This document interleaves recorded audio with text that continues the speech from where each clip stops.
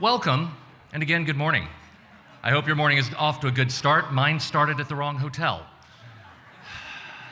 So I think that means I probably should pay really close attention to all the breakouts today, right? Again, I'm Jim McAleer. I'm with Alzheimer's Orange County.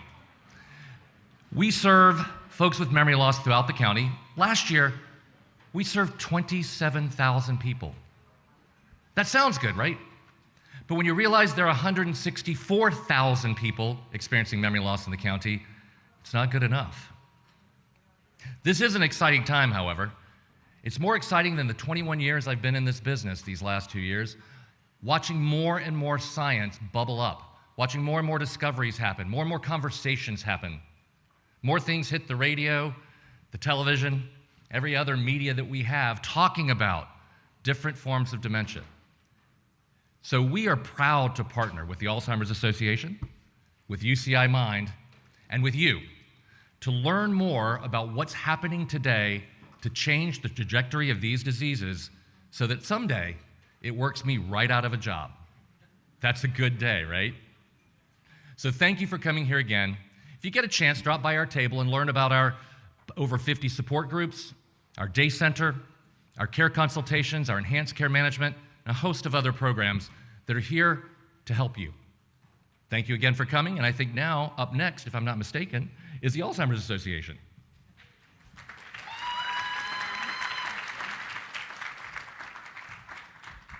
Thank you, Jim. I'm Deborah Levy. I'm the Executive Director for the Alzheimer's Association. And kind of to play off of what Jim was talking about, hope, in my opinion, is no longer just a word. It is a reality. There are incredible advancements in Alzheimer's treatments, and they're giving real people in our community a chance to live fuller lives. So I'm just going to share a brief story with you about Kathy. She was diagnosed with Alzheimer's disease at the age of 68. Kathy was able to get into a clinical trial for donanemab, and she received that treatment, and it removed 95% of the plaque on her brain.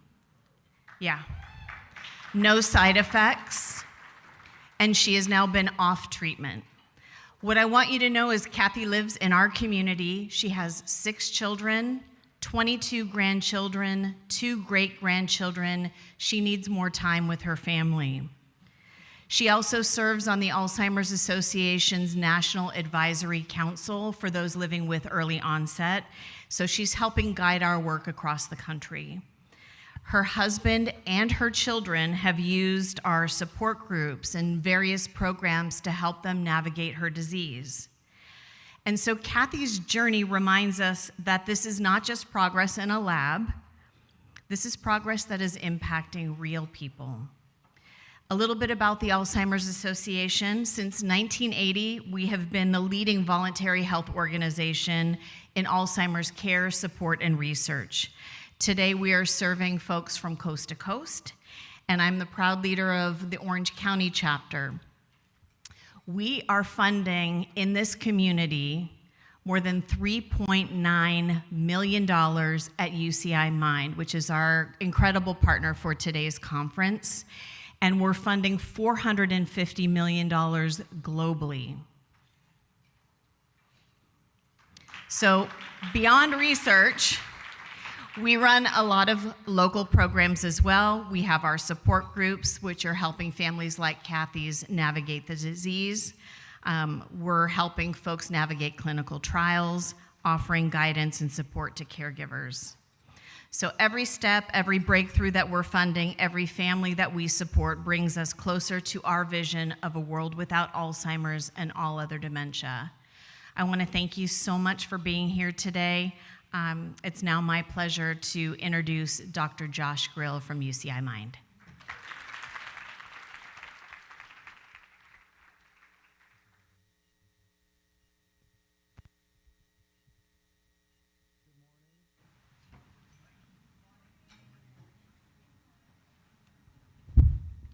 Welcome to the 36th Annual Southern California Alzheimer's Disease Research Conference. It is our great pleasure at UCI Mind to partner with the Alzheimer's Association and Alzheimer's Orange County to put on another what we hope will be and are confident will be fantastic research conference. Research is the pursuit of knowledge through systematic investigation. Science is key to improving the human condition. This conference is about research in an incredibly important topic, Alzheimer's disease and related dementias. These diseases are the sixth leading cause of death in our nation, but the third leading cause of death right here in Orange County. UCI Mind is Orange County's only state and federally funded Alzheimer's disease research center. This year, we were honored to be renewed as a center of excellence funded by the National Institute on Aging.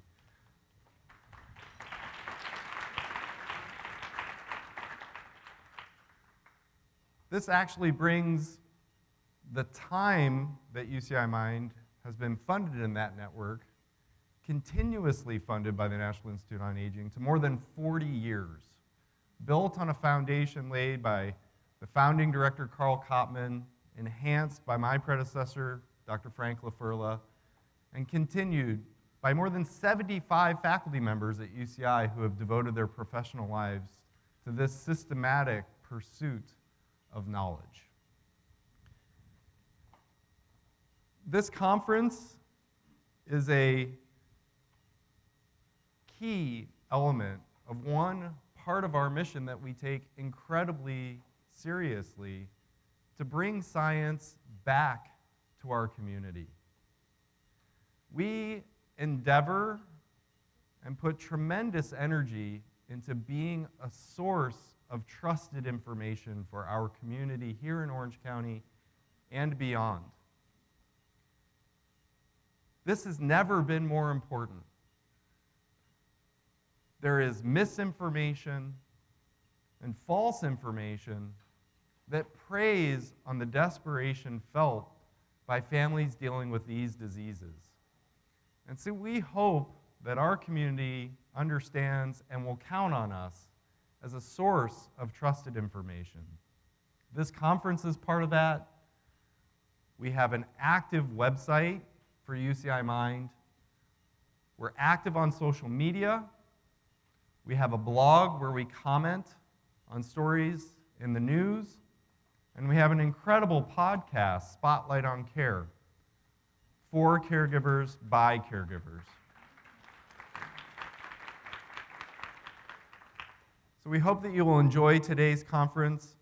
I want to importantly thank the sponsors who helped make this conference possible. This year we had 9 silver sponsors and 4 gold sponsors, including Sorrentis, Vitas, Sarasol, and Cal Optima Health. Please join me in thanking our sponsors.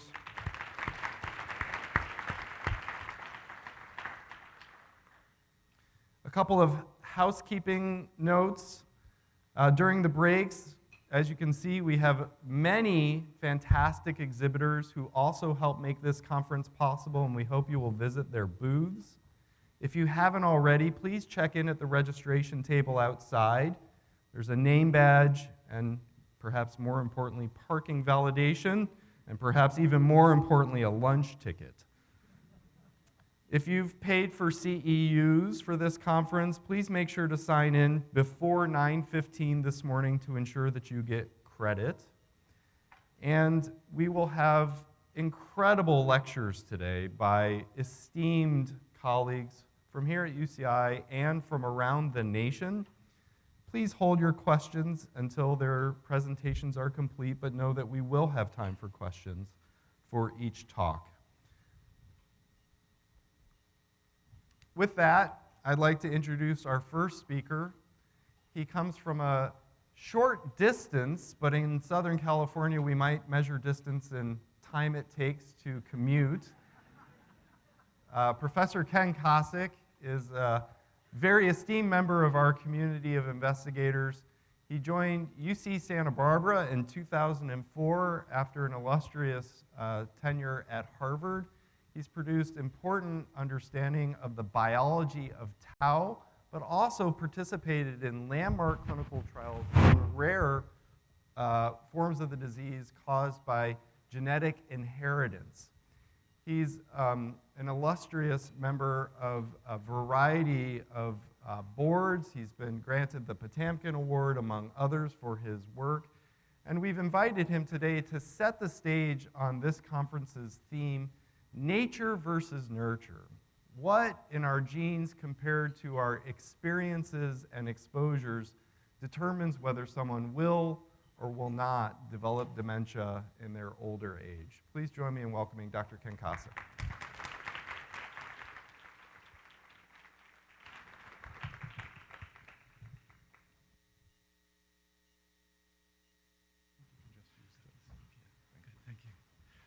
Well, thank you very much, Josh.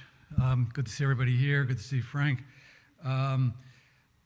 It's really just a pleasure to entertain this topic because it has been a passion of mine for a long time, the issue of genetics.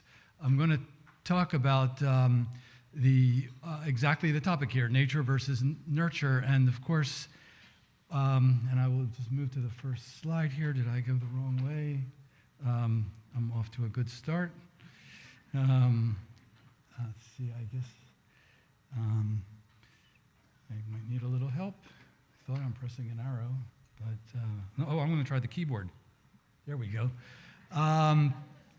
So the two sides of this issue of nature and nurture is really a very difficult problem that's been going on for a long time. It doesn't just pertain to neurodegeneration. We can ask that question about almost anything. But in Alzheimer's disease, we've delved very, very deeply into this question.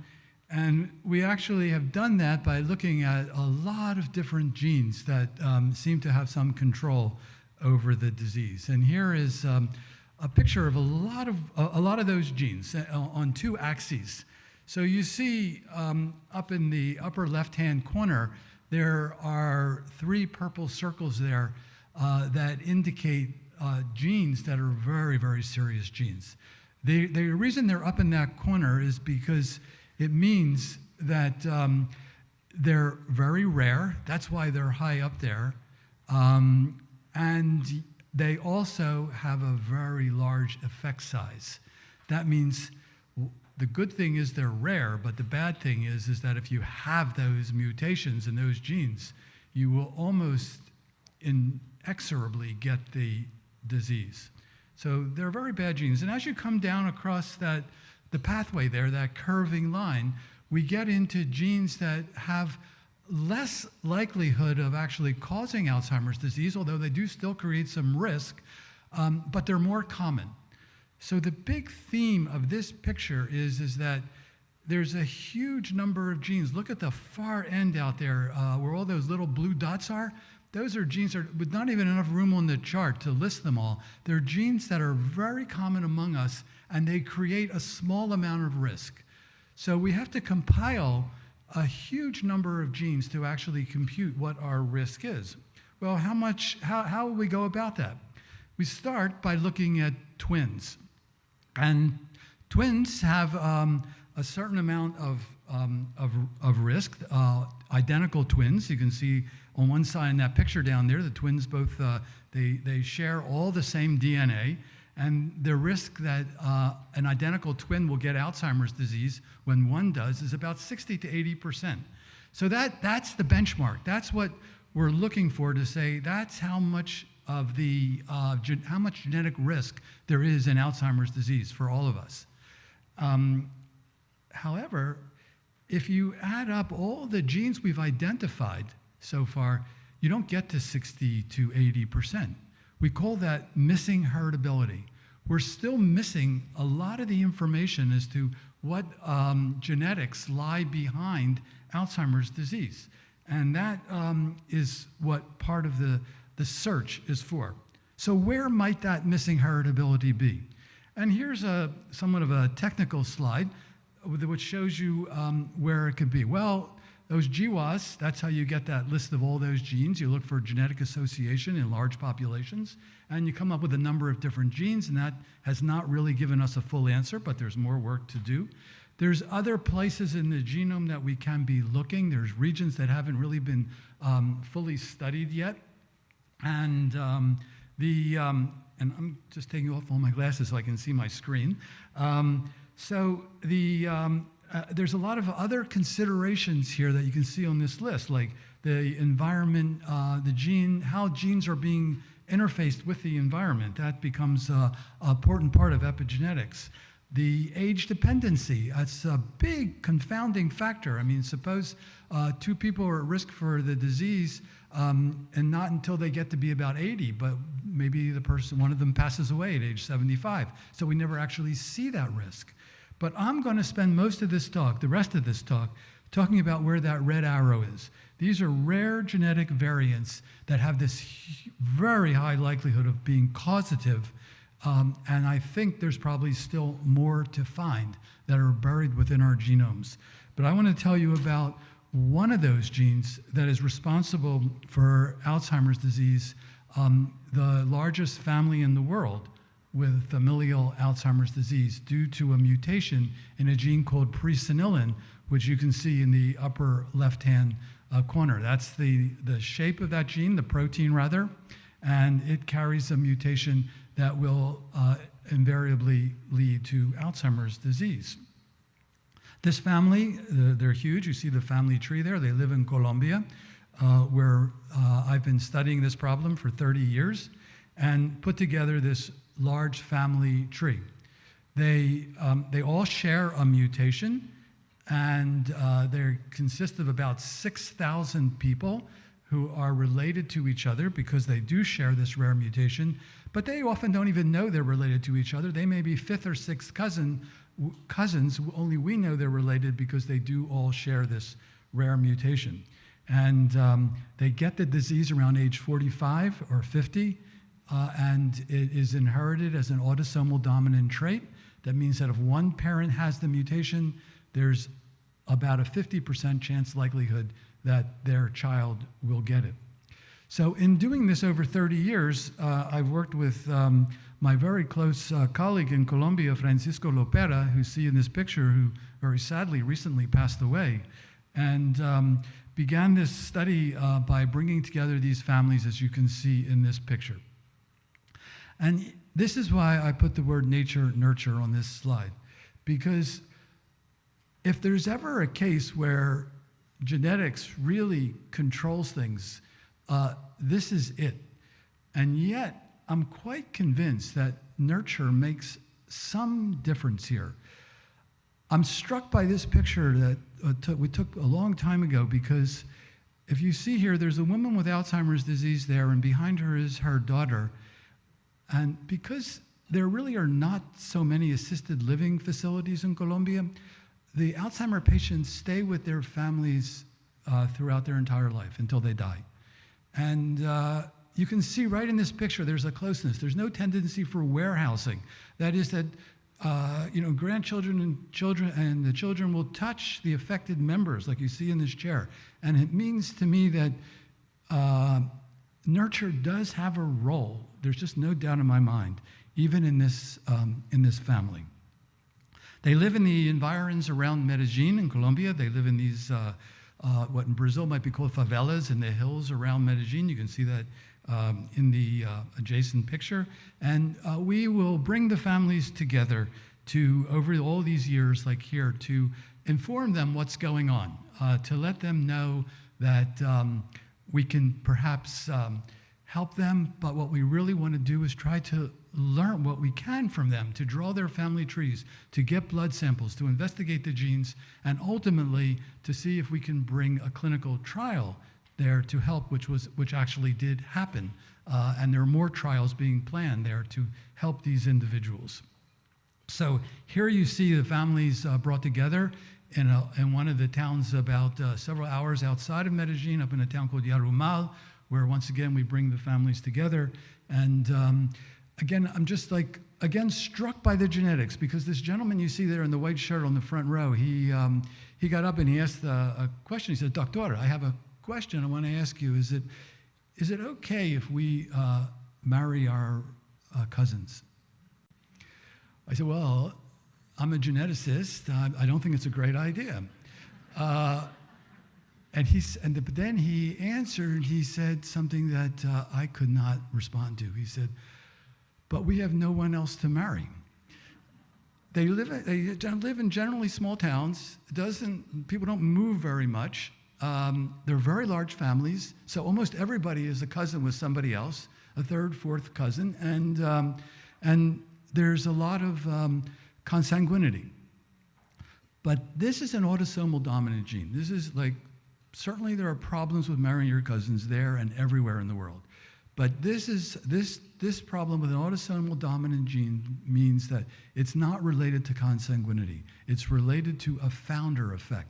Someone came, I'm going to tell you about that in a moment, whose progeny then ended up having all of these, having these mutations. So we bring the families together. Again, as I mentioned to you, we bring them together in many different places. Here's a family gathering in a town called Sopetran.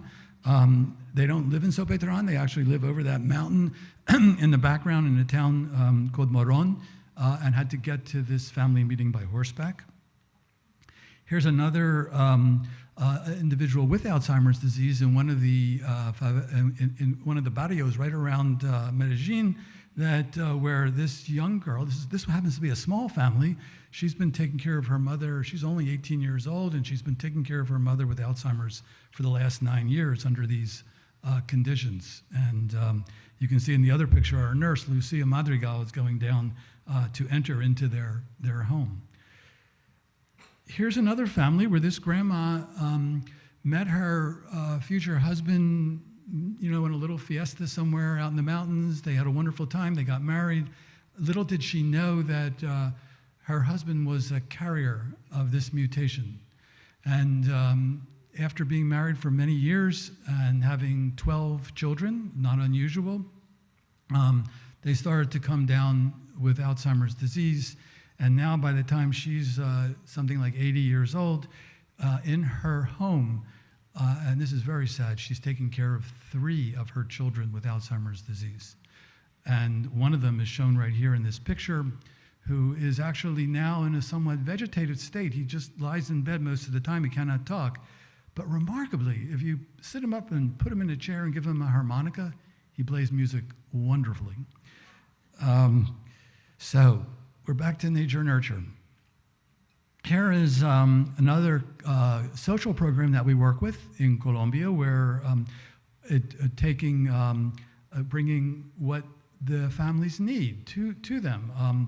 We often ask them, what is your greatest need? Because these are not well-to-do families. And very often one of the biggest needs that they tell us is they need diapers. They also need sometimes a hospital bed to take care of the person. So on this particular evening, we went far outside Medellin to pick up a bed of a patient who had died, and brought the bed back to Medellin, to this place called Manrique, and delivered the bed. Now these are these communities, everything that you can see here, this is the delivery of the bed, which there's no HIPAA or anything like that. The delivery of the bed was a big event. Everybody came out to look inside this here. The people in this picture are not part of that family. They're just there observing the delivery of the bed because it's all they had to do that evening. And yet it really satisfied a very important need.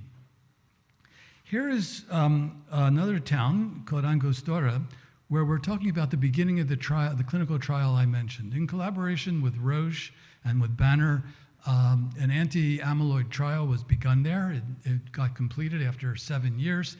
Like many of the amyloid trials, it was not successful, but it was a lead-in to the trials which we heard here that are now successful. These were the runways to trials that actually have worked.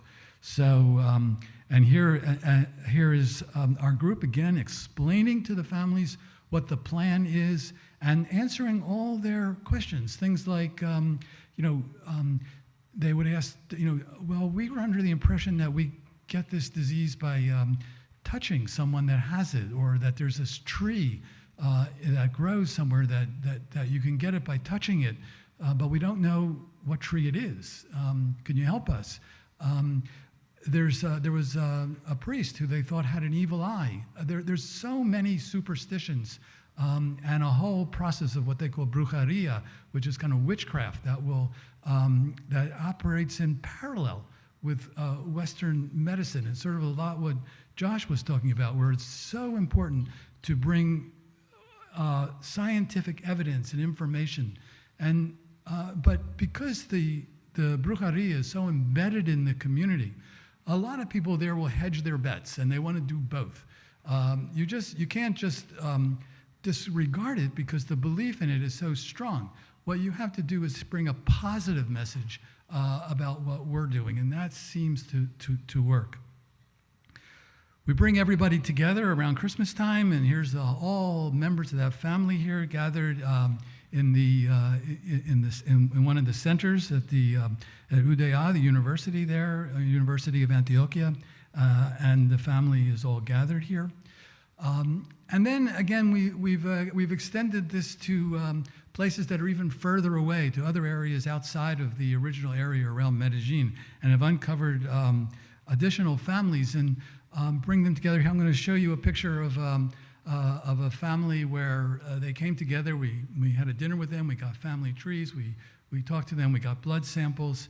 And then at the very end, this individual got up and started to play accordion.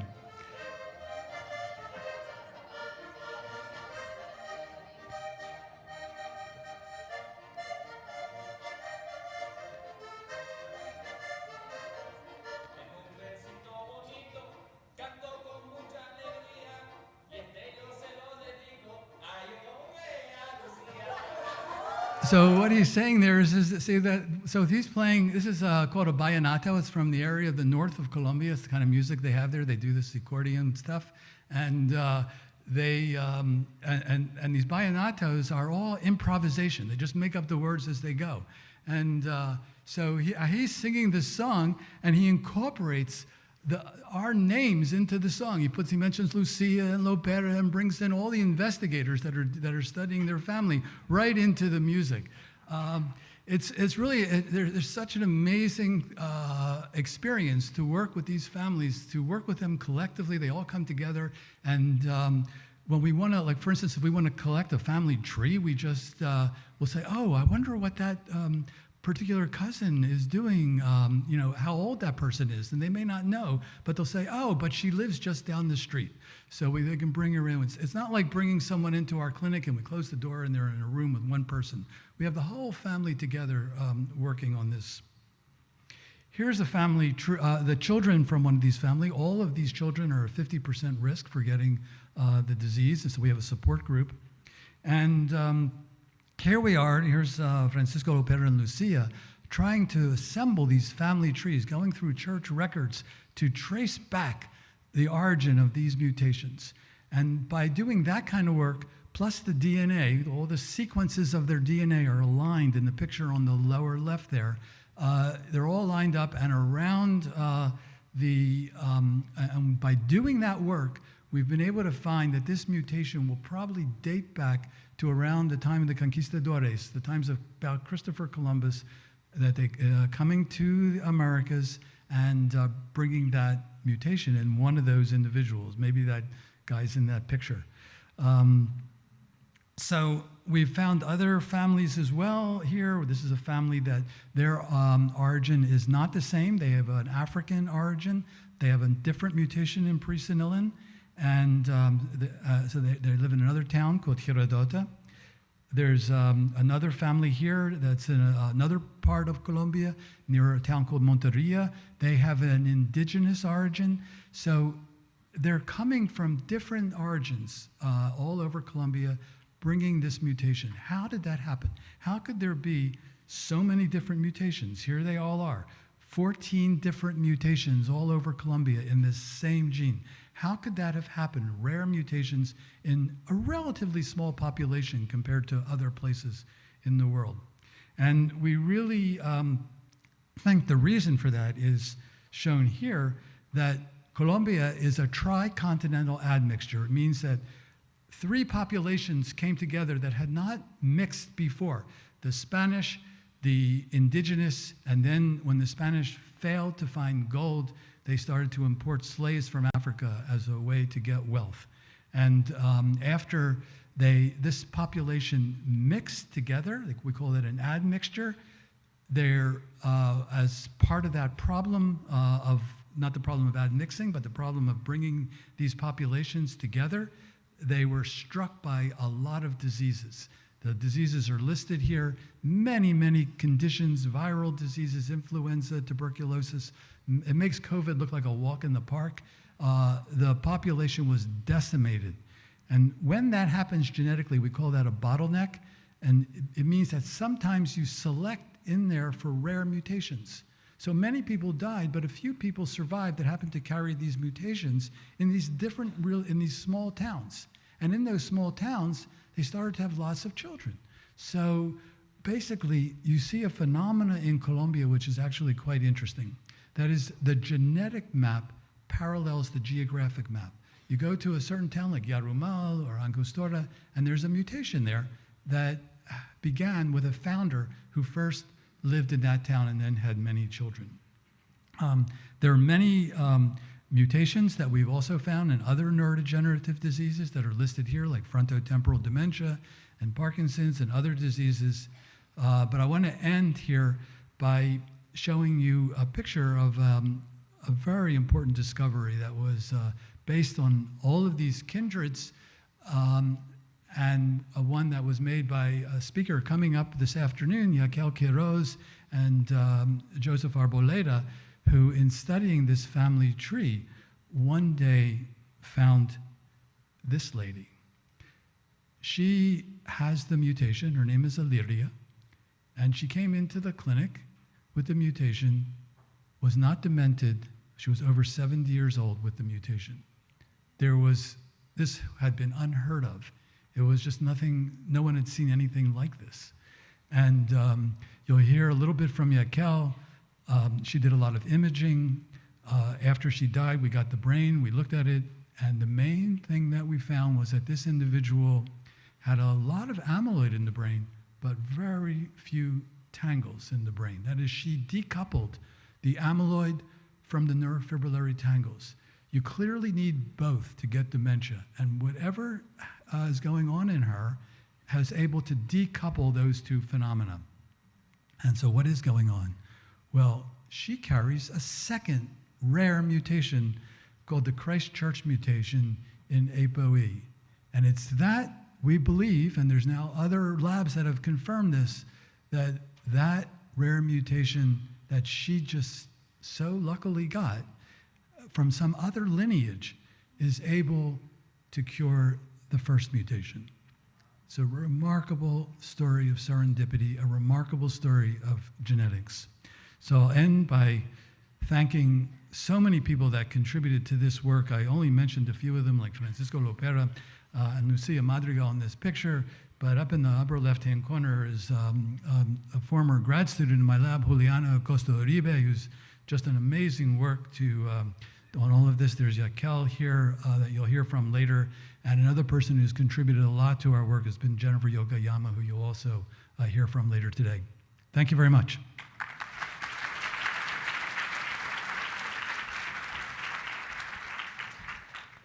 Ken is willing to take a few questions. Yeah. Have you tested any other primates? I'm sorry, tested another. Other primates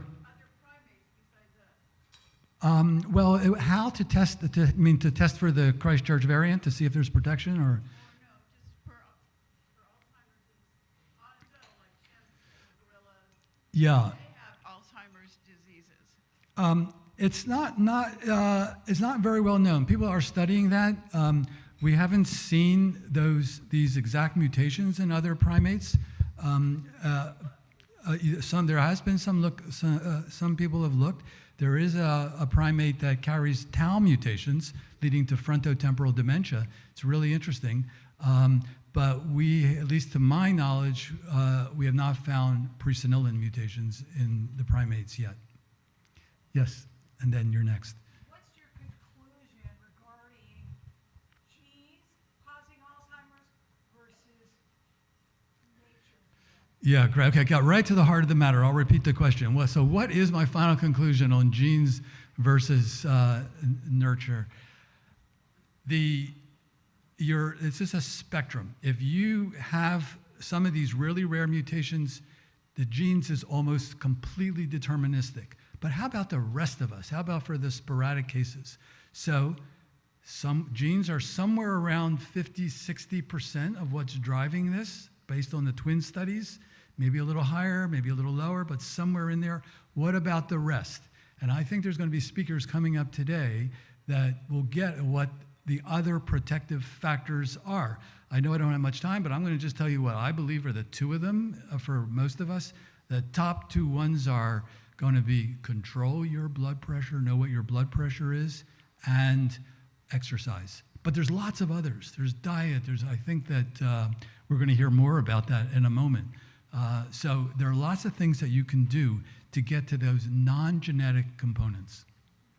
I guess we have to go, or can I take his question? Okay. Oh, great talk, Ken. My question is, how can you comment on how certain we are that among all the differences in that final patient you talked about, that it's the Christchurch mutation in ApoE that's responsible for negating the effects? Great question. The question was, you probably heard it, but how certain are we that it's the ApoE Christchurch that's responsible?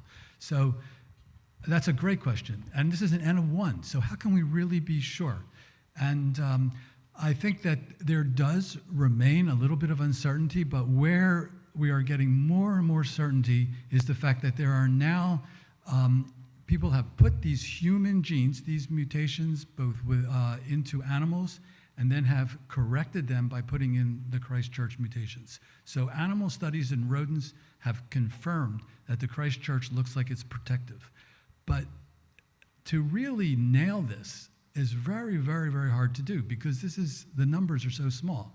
Genetics are population studies. So to ultimately do really true human genetics is very, very difficult here. But I think the evidence is getting stronger and stronger. Great. Thank you so much, Thank Ken. you.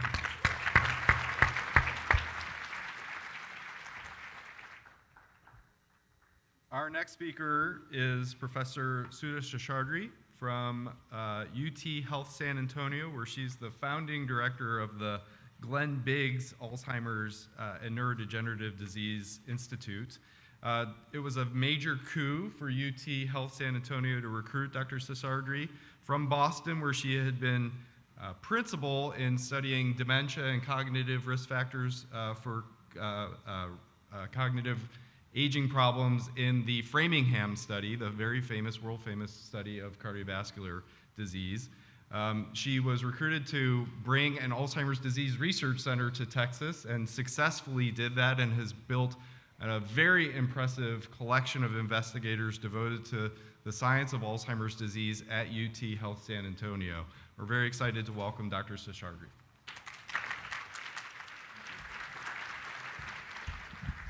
Thank you, Josh. Thank you all. So today, I'll be going to the other end, the nurture. You know, as Dr. Kosik said, about 5% or less of the people with Alzheimer's have one gene with an overpowering effect. For all the others, there seem to be a number of genes and a combination of genetic and environmental factors. So, my disclosures. I'm going to be talking about vascular dementia.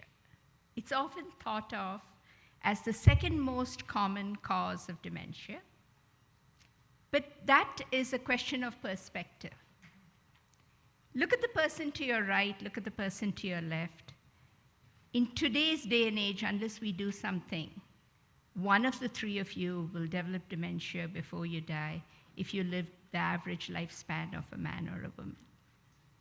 Again, look at those two people. Most likely, all three of you will get high blood pressure before you die because the lifetime risk of hypertension is 9 out of 10. So another way of looking at it is that vascular disease, some degree, happens beginning when we are born and contributes likely to other types of dementia. And how it does that will be something I'll be touching upon. And what can we do about it? So if you think about prevalence, prevalence is if you have 100 people in the room, how many of them have the condition? Incidence is if you have 100 people without the disease, how many are going to get it in the next year or 10 years? And burden, of course, is related to how long people live, the impact. The greatest increase in dementia risk, you see those red areas? That is 4 to 20 times increase in risk between 2020 and 2050 over a 30-year period. And as you can see, that's mostly in Africa, and that's why there's so much of interest now in studying those areas.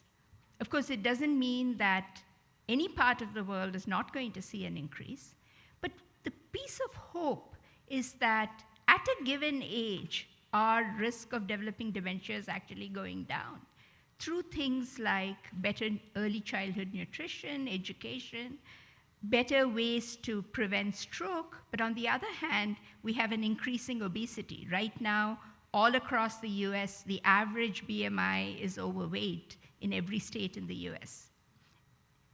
Factors like pollution. And of course, because of the baby boom, the generation that's currently aging, the burden is increasing exponentially. It's estimated that about $790 billion a year is the total cost of dementia to the US if we consider both the direct medical costs and the indirect costs like caregivers who can't go to work.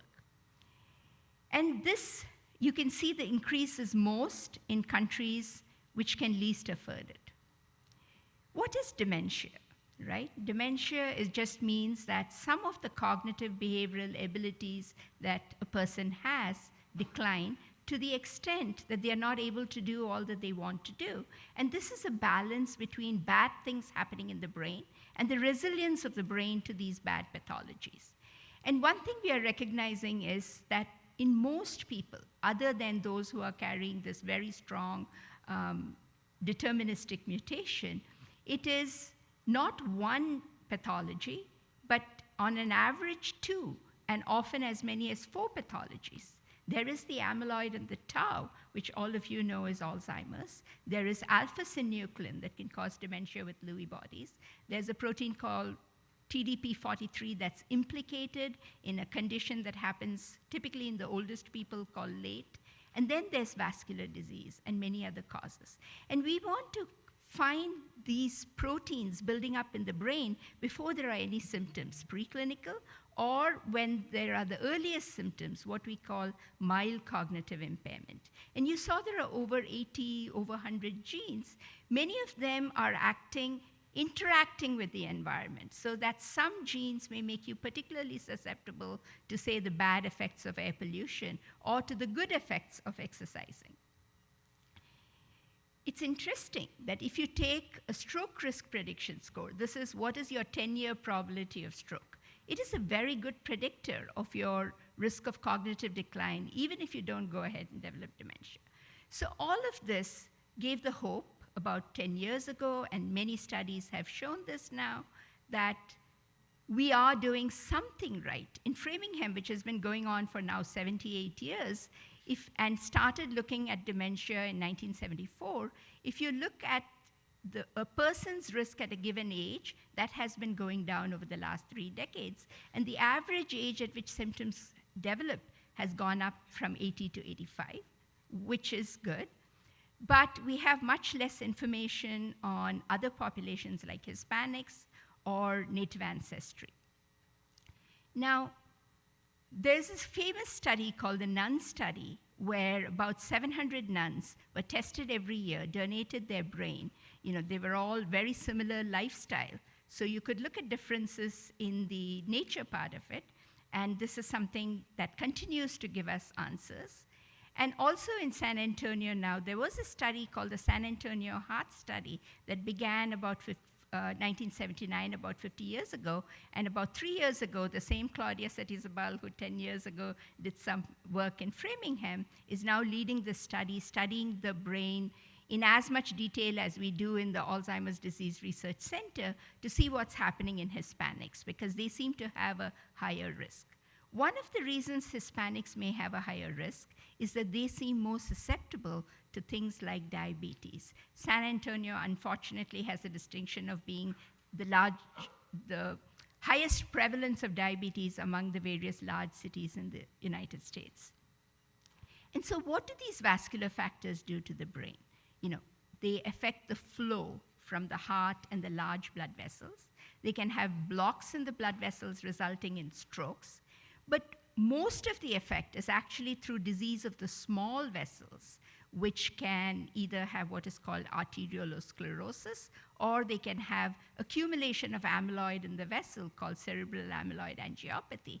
And this can result either in big hemorrhages and big strokes, or this can result in hundreds of tiny microhemorrhages or microinfarcts, as well as this can result in just sort of not very well-functioning white matter. And white matter is what you need to connect all the neurons in the brain, so that's an issue.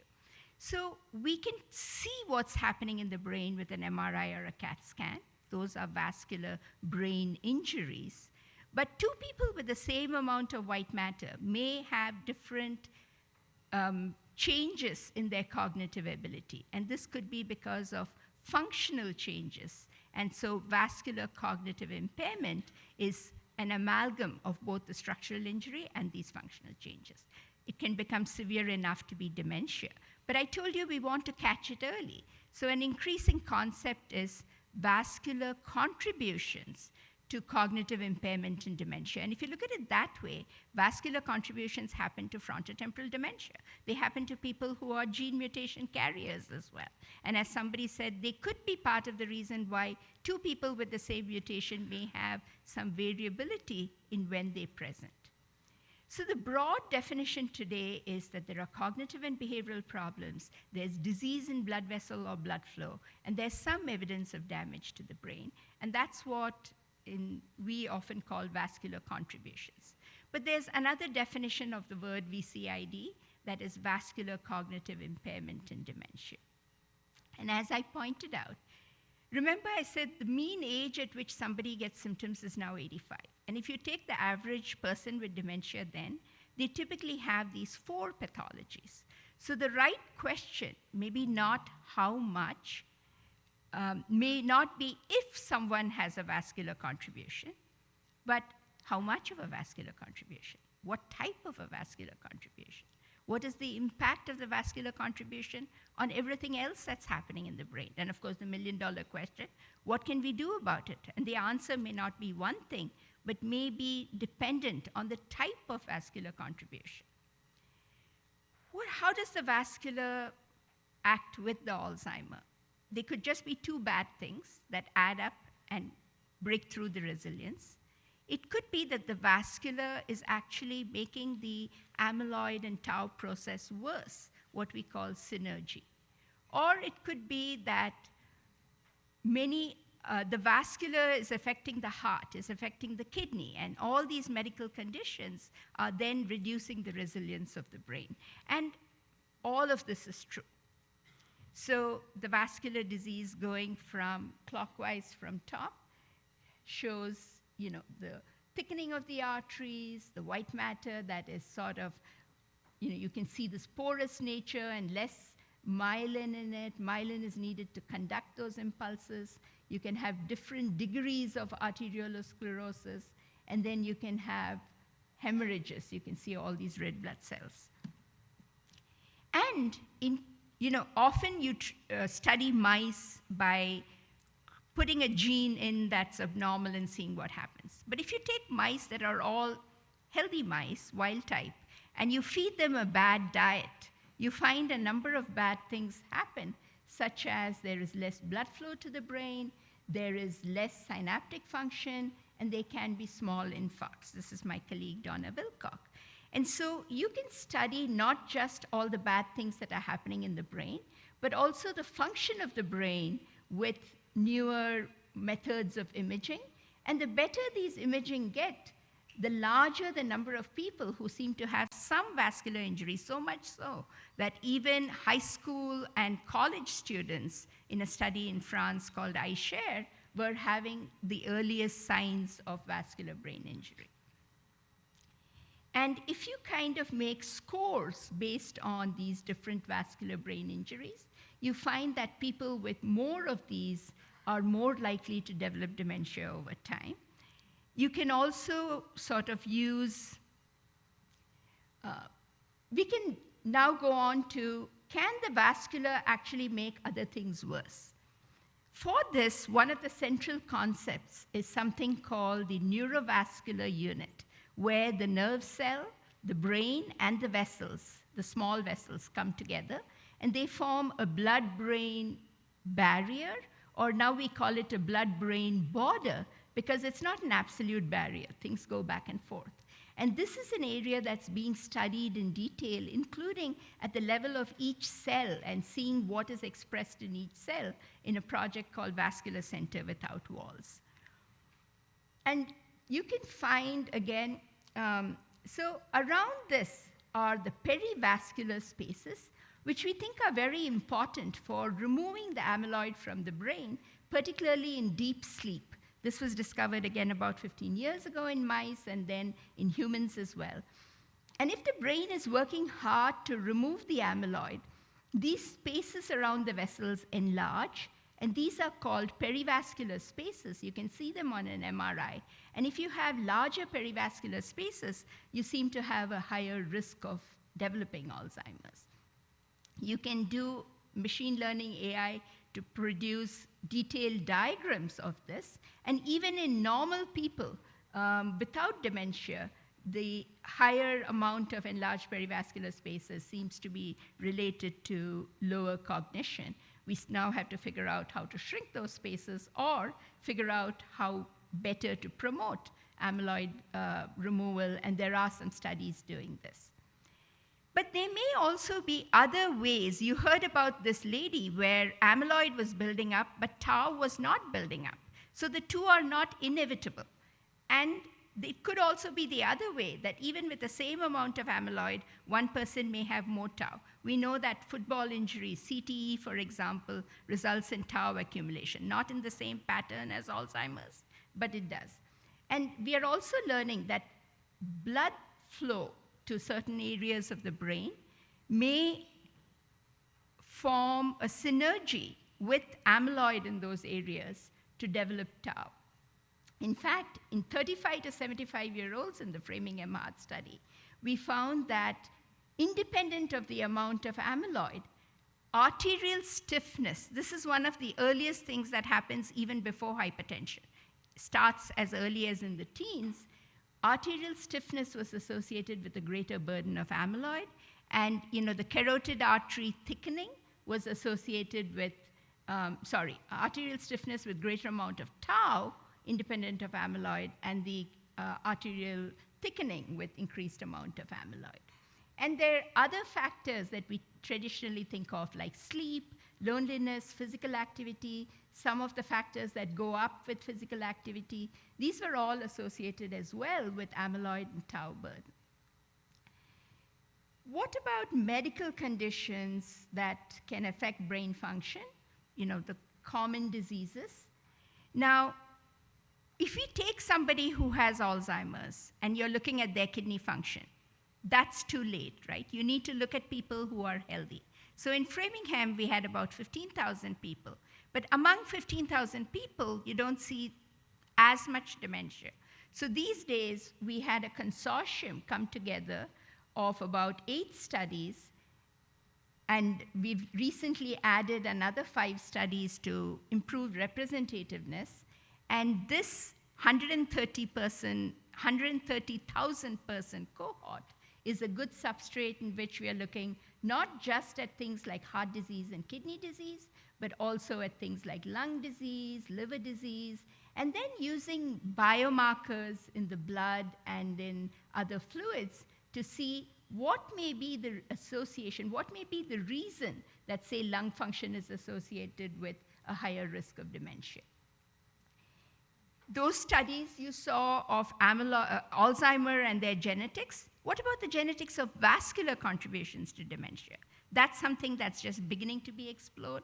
This was a paper in nearly 1 million people called Mega VCID, and now we have another paper that was presented at the Alzheimer's Association, about 2 million people, called Giga VCID, and it is showing, as expected, that there's some overlap between the genes for, say, cholesterol and high blood pressure, and the genes for vascular cognitive impairment. And you can look at parts of the brain most affected by vascular factors to see whether these genes are expressed and what type of cells they are expressed. So how does this all add up to what we should do? There was a paper in Lancet that the Lancet Commission put together, and the number of factors keep increasing, and now there are about 16 of them. And they include things like physical activity, they include the usual ones, sleep, high blood pressure, diabetes. More recently, they include things like hearing loss, correcting that, vision loss, correcting that. But the important thing is that midlife, 45 to 65 at least, perhaps even earlier, is the time when the impact is greatest. If you have diabetes as a 45-year-old, your risk of developing dementia sometime in your life is 6 times a person your age who doesn't have diabetes. Whereas if you're 70 years old, it's only twice as high as somebody your age who doesn't have diabetes. So it's never too early to start. But remember, it's never too late either, because the average person develops dementia at 85, and risk factors at 65 to 80 also seem to determine risk of dementia in the oldest old. But these are observational studies, right? And they cannot tell you for sure whether fixing something is going to help. So there have been studies of lifestyle interventions, and one of the prominent ones that I'm sure you heard about, which the Alzheimer's Association funded, is the US Pointer study, 5 centers in the US, 2,000 people. And they found that those who did these things of physical activity, health monitoring, nutrition, and cognition had a reduction in risk. And this was true even if they had a high genetic risk. And we are beginning to understand that for physical activity, for instance, it's important to just move, and there are biological mechanisms that may explain why physical activity is good for you. Sex seems to have a difference as well, and I'll be happy to answer questions on this. But there is a hope that looking at vascular factors, we may find newer drugs that can then interact with these lifestyle measures, leading to newer trials, newer biomarkers for vascular disease. These are different things that can cause dementia, but we don't have a good biomarker for vascular disease. So there's a consortium called MARC-VCID that is looking at developing biomarkers so we can have trials focusing on the vascular contributions to dementia. So thank you.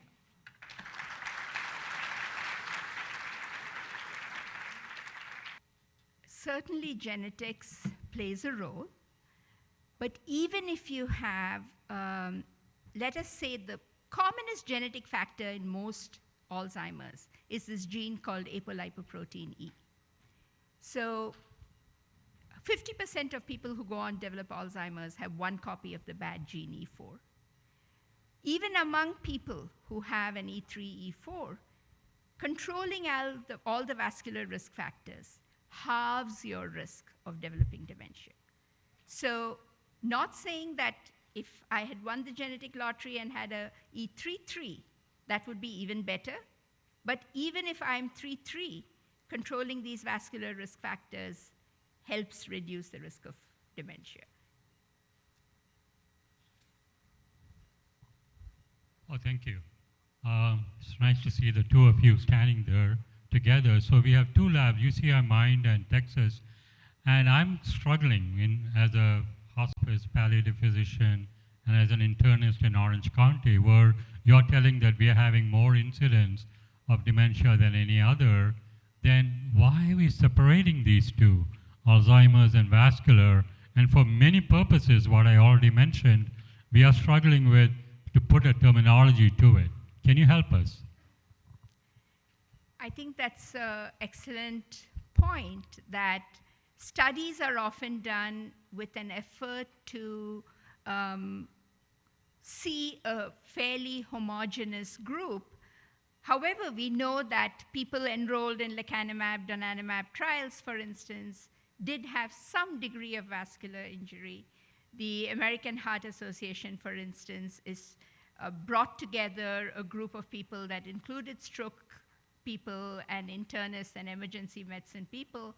We need to, the question of ARIA is something I didn't even address, but we need to consider the whole patient and weigh the value of these. I think increasingly, last time, for instance, in the NINDS summit, there was a focus on multiple etiology dementia. Not just, in fact, Alzheimer's and vascular, but as you're going to hear later today, Alzheimer's and dementia with Lewy bodies, right? So your point is very well taken, that it is high time we studied and found solutions for people who have both.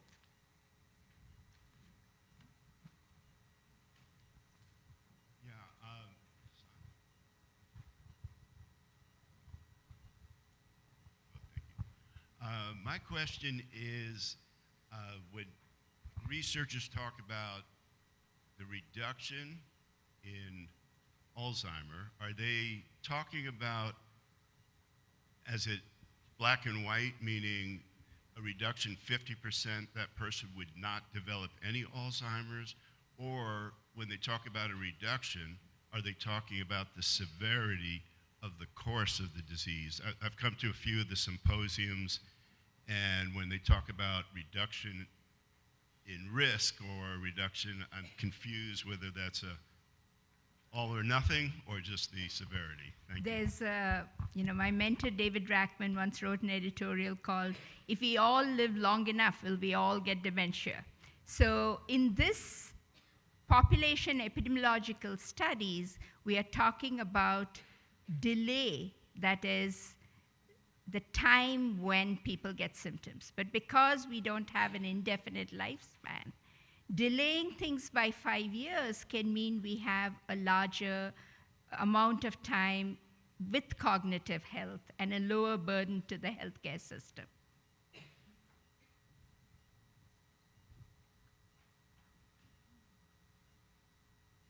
Okay, let's thank Dr. Seshadri again.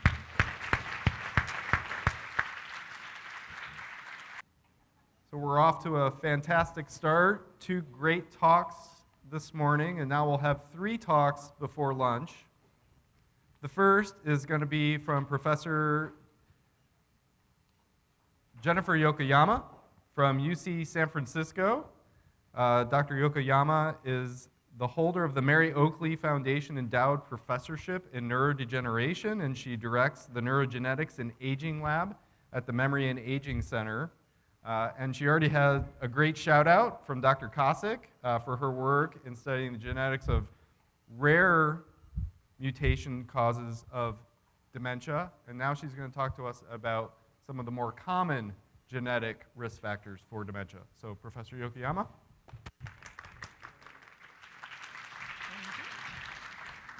Hello. I think I can almost see everyone here. Okay. So I want to thank you so much for the invitation to come and teach you about one of my favorite topics, genetics. I'm thinking/hoping that this will be really a way to reinforce a lot of the things that you've heard about in the morning and then take them a step further to thinking about how these can apply to global populations. I just want to first acknowledge a lot of these slides are put together by an amazing researcher in my lab, Alexis Odie, and she's pictured here. So as you heard, our lab in the neurogenetics in aging at UCSF is really interested in understanding how variation in our DNA, in our genomes, can contribute to things that impact the way that our brain ages and functions, both in healthy aging as well as in neurodegenerative disease. And the ultimate goal is really for this to have an understanding where we can apply this to every person around the world. So we use a lot of different types of tools, which I'm not going to talk too much about today, but I will dabble in a little bit of genomics, or the study of genes, transcriptomics, the study of gene expression, and neuroimaging is not something I'll talk about too much today, but you heard a lot about it from Dr. Seshadri earlier. So just to make sure we're all on the same page, I know many of you have recently taken a genetics class, but for those of you who have not, I'm going to give a really brief reminder of the basics of how we think about the genome, and I'm going to use an analogy because I like analogies, and my analogy is a cookbook because I like food. So in every one of our cells, we have a copy of our genome. We have one chromosome from mom and one chromosome from dad. So I like to call this the cookbook of the human kitchen. This is where all of our recipes reside to make every single aspect of every part of your body. It's kind of cool, right? You have one book and it creates all of this different diversity that makes your eyeballs, your ears, your hair, everything. So within this cookbook or genome, we have different genes, which you've heard about, right? These are like recipes in the cookbook. And each of these genes makes a different product. In this case, we call those proteins. So you can think of this as like a recipe that makes something, like salad dressing. And when we stick a lot of these things together, these proteins together, we can start building more complex things like cellular structures. And so in this analogy, I'm talking about a Mediterranean salad. It also, promotes heart health, which is great. And we can think about how there are different variations or differences in these recipes across all of us, different people. And sometimes these impact the recipe, and these can have negative consequences. For example, if you accidentally add half a cup of salt instead of half a teaspoon of salt, your salad dressing might taste kind of funny. But if instead you add turmeric instead of salt, perhaps you have created a new taste treat. And this is something that, you wouldn't have necessarily designed on purpose, but if you accidentally do it and you try it and it turns out it works well, then hey, now you have a new recipe. So this is how we think about genetic variation, and the great majority of variation that I'll talk about today are the forms of single nucleotide polymorphisms, or SNPs. So very simply, this is when one position in the genome or one letter of the genome differs across two different chromosomes. So for example, in the general population here, sorry, I can't reach that one, so I'm going to use this one. On average, you may see most people have a G at this particular position, but some people might have another version, a T in this case. And so we can refer to these as alleles, or two different alleles, or two different flavors of the gene or this variant. And so most of the time there are two different flavors, but sometimes there's multiples.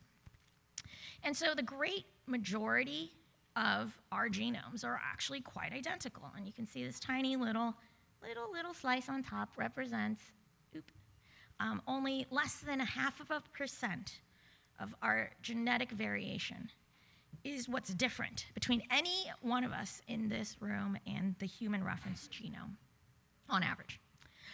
These small minority of variations impact things like differences in our visual appearance, perhaps my height, increased risk for disease, increased health or longevity or long life, and even response to medication. So some people may have variants in their genes that impact the way that they metabolize drugs and result in adverse events. And so we think that, as geneticists obviously, that studying genetic variation is important because even though it's a small proportion of the genome, we can learn a lot about this from these variants. Obviously, it can give us insights about disease biology. So if we find a mutation like the one that Dr. Kosik described that results causally in a particular disease, we can study that gene and its biology and try to understand that protein and how it may result in that disease. we can identify new targets for disease intervention. So again, the same example. If we have a gene that's mutated that causes a disease, the protein is related to amyloid, then hey, maybe amyloid is important in Alzheimer's disease, and we can target that to treat the disease. And finally, the beauty of genetics is that the great majority of the variation in your genome is present from conception. And so we have this insight that we can gain at birth about your potential risk or protection from disease from very early on in life.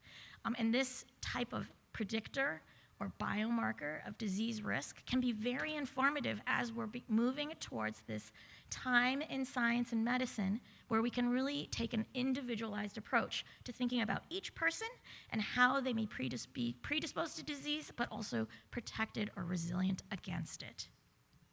So here is a quick example of ApoE. We've heard about this multiple times now.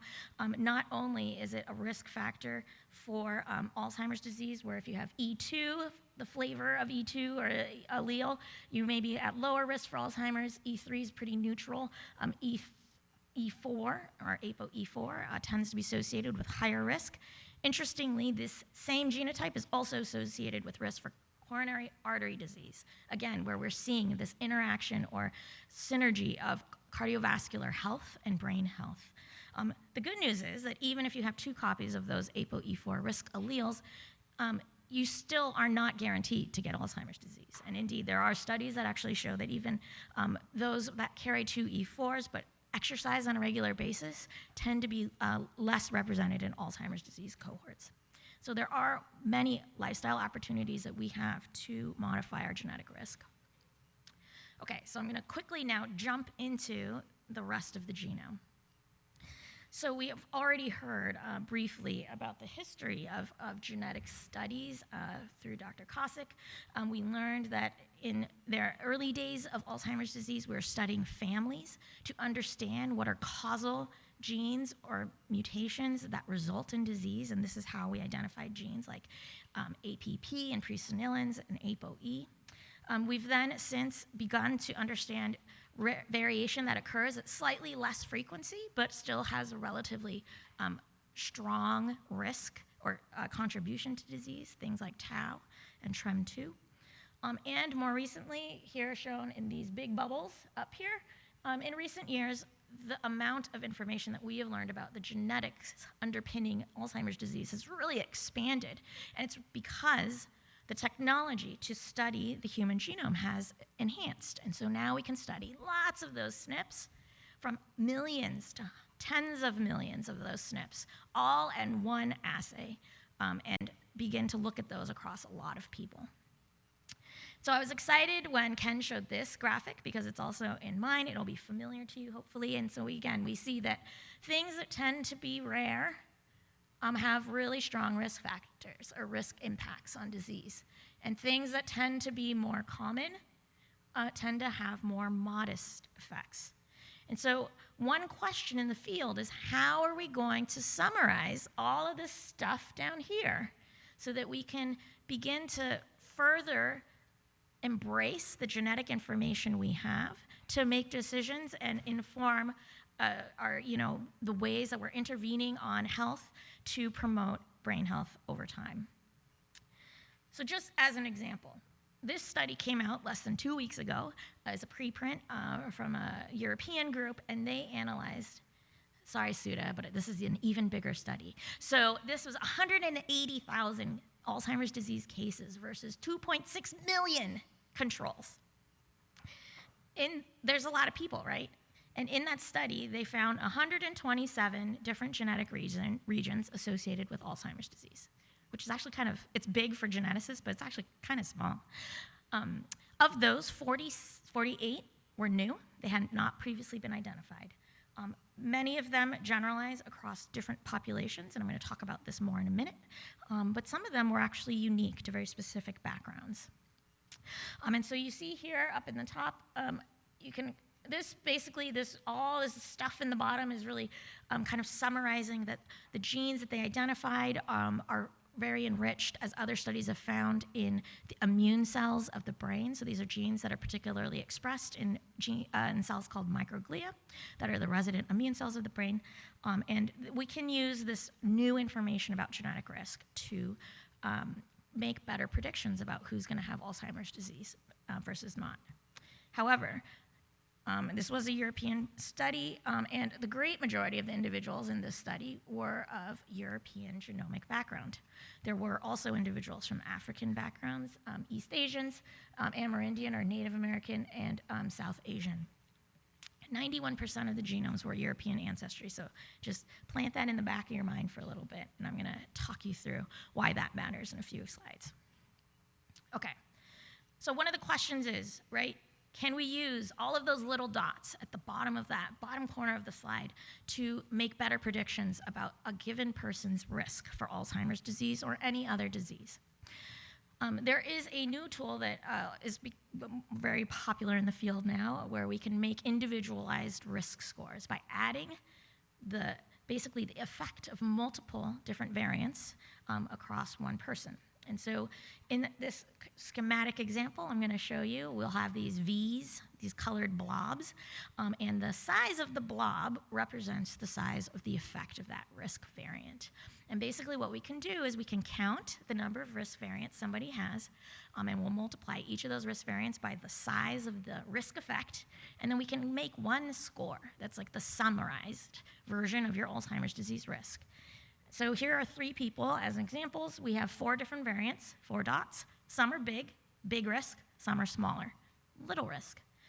So the person on top in red, and I apologize for anyone who's red-green colorblind. If you have all 4 dots, you have all 4 variants, and you have different amounts of risk for each of those variants, then you may have an overall higher risk for disease. Let's say in the middle here, you may have 2 variants, and they have relatively medium levels of risk, resulting in a cumulative modest risk of disease. And here in the bottom, this person only has 1 of the 4 variants, and it's a very small little risk factor, and so they have a very small minor risk of disease. So you can do this across a really large group of people, and on average, if you look at the distribution of all of those scores, or polygenic risk scores, right, many genes aggregated into one score, we see the great majority of people are in this area here with relatively modest scores, a relatively modest disease risk, and only at a certain higher level of increased risk, we may then begin to see those enriched or more commonly having certain diseases like Alzheimer's. And so we can apply this in now scalable ways, right? It took many people, and they're doing this in the cancer fields already, to identify people at higher risk for certain types of cancers. However, we learned, right, earlier, that not everyone is created equal. And indeed, actually, the way that the different populations around the world have migrated and mixed matters. And so the genomes, wow, okay, 5 minutes. The genomes of people from certain continents like Africa or North America or Europe, they all look slightly different. And so when you stick them all in one place, you get things like admixture, where everyone starts having kids, and basically what happens is there's a smattering of different parts of your chromosomes that come from those different geographic backgrounds, right? So you have some parts of your genome that are African, some that are European, and some that are Native Indigenous American. So I'm going to give you a concrete example. This is me. This is my husband, Dan. My ancestors are from Japan and China, and his ancestors are from the UK and Eastern Europe. We have a son. His name's Henry. Half of his chromosomes, approximately, are now East Asian, and half are European. Some of those have probably mixed a little bit through linkage, through different types of recombination, but on average, we can think of him as basically the Asian version of my husband. Okay, so now let's say we say, okay, let's take all the information we have in the world and try to apply that information about the genes associated and the variants associated with disease risk and apply them to different cohorts of people. Well, it turns out that not just in Alzheimer's disease, but in all fields, Europeans represent the majority of genomic studies. And this is 78% here in this pie from a study in 2023. And the next largest subset is 10% representation from Asian populations. So when you aggregate scores built on those European population backgrounds, they work really well in Europeans, and they work decreasingly well in other populations. And this is because there are subtle differences in the backgrounds of those genomes that impact the way that those predictions are working. And so you can imagine, like if my son were to get his polygenic risk score, only half of his chromosomal regions would have really robust predictions. The other half from me would not be as good. And so this is a problem, and we need to address it. Luckily, we have some tools and strategies to begin to address this. One is to develop new computational methods to account for differences in population background, and the other is equally important, is to increase representation in studies. I have to buzz through this because I probably have like -2 minutes left. Okay, so the punchline, I'm not going to walk you through this diagram, I'm sorry. This is great work from our Shay Andrews and I's PhD student, Mario Corey. But the punchline is we can make better polygenic risk scores if we account for underlying ancestry and if we integrate the information from studies of different populations into these predictions. We can also now leverage new studies like the Asian cohort for Alzheimer's disease led by Lisan Wang at the University of Pennsylvania, and I'm happily part of this cohort, a multi-site study of Asians across North America to study Alzheimer's disease. This is the first study of Asians in North America for Alzheimer's disease, and it was started like 2 years ago, which kind of blows my mind. Okay. In the last -1 minute, I'm going to tell you a tiny bit about some of the other work that we do studying gene expression. I'm going to focus on early onset Alzheimer's disease, which was introduced briefly in the introduction by, I think, Deborah from the Alzheimer's Association. I'm sorry if that is not your name, but I remember your face.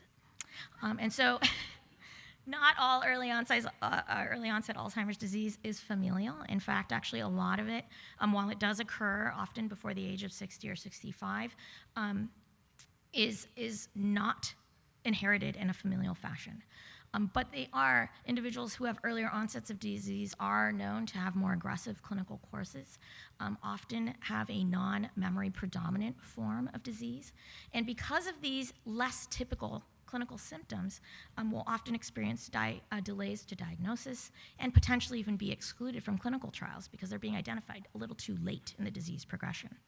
And so this is a group of people that we're really interested in trying to understand if there are genetic predictors or gene expression signatures that we can use to identify these individuals.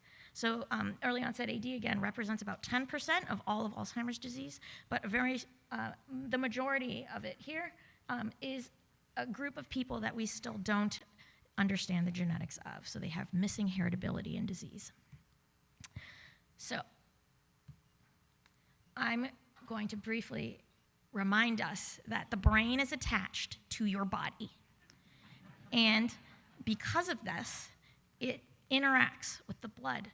And we learned about this from Sudha, that the blood-brain barrier or blood-brain border is this interaction point. And this is just a different version of her schematic where we're seeing the cells of the brain up here. They all have fancy arms. They look like they're dancing. Down here, they can talk to the blood, right, through these different types of molecular signals. And the signals go back and forth, right? So the cells in the brain can talk to the blood, and the ones in the blood can talk to the brain. The blood is cool because it doesn't require lumbar puncture to capture. We can actually now assay it even using a small little pinprick. And I am really interested in thinking about how the immune cells in the blood may help us understand what the brain is telling it and whether maybe the immune system is actually responding to disease. And so that's what our lab has been doing. We've basically been studying the cells in your blood, these immune cells that respond to when you get an infection or a cut, and we're trying to understand if we can proxy whether or not they're responding to Alzheimer's disease in the brain, or maybe even mirroring the immune cells that live in the brain. So this is just one example study I'm showing you where we've looked at the gene expression of over 180,000 cells donated from 8 early onset Alzheimer's disease patients. These are individuals who have non-familial forms of disease. We compared them to 8 healthy controls. Here I'm showing you a map that's an example of, it's a summary of the gene expression signatures. And basically, cells that are represented by all of those little dots, the more similar their gene expression, the closer they are in the graph. And so we see all the different types of immune cells that we would expect to see in blood. And when we specifically look at this interesting group of cells, antiviral-like CD4 T cells, highlighted in pink. So this is the same box, but I'm recoloring it in pink. What we see is that in early onset Alzheimer's disease cases, there's significantly more of these cells than in controls.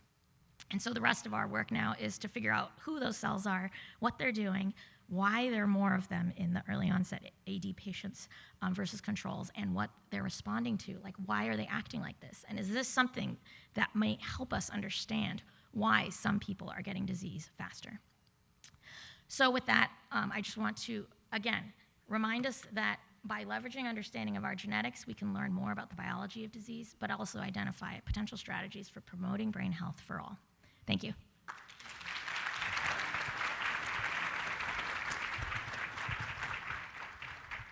Thank you, Dr. Yokoyama. I think we have time for only one question, so it's got to be a really good one. The question is, genes or environment, nature versus nurture. And the speculation based on what we presented and others have presented is maybe that it's more likely to be genetic if you have an earlier onset of disease, possibly more environment if late onset. I think on average, that's an accurate observation. I think there are exceptions to the rule, and I think if we can understand those exceptions, we will maybe have an opportunity to intervene on more disease risk. Thank you, Dr. Yokoyama. Thanks.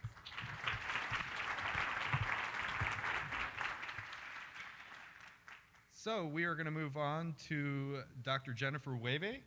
Dr. Weuve is a professor of epidemiology at the School of Public Health at Boston University. She is a national and international leader of programs focused on the risk for dementia caused by exposure to environmental toxins, heavy metals, and our environment more broadly. So please join me in welcoming Dr. Weuve.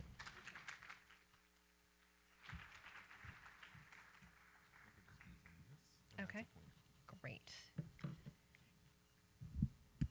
It is such an honor to be presenting to this community, so thank you so much.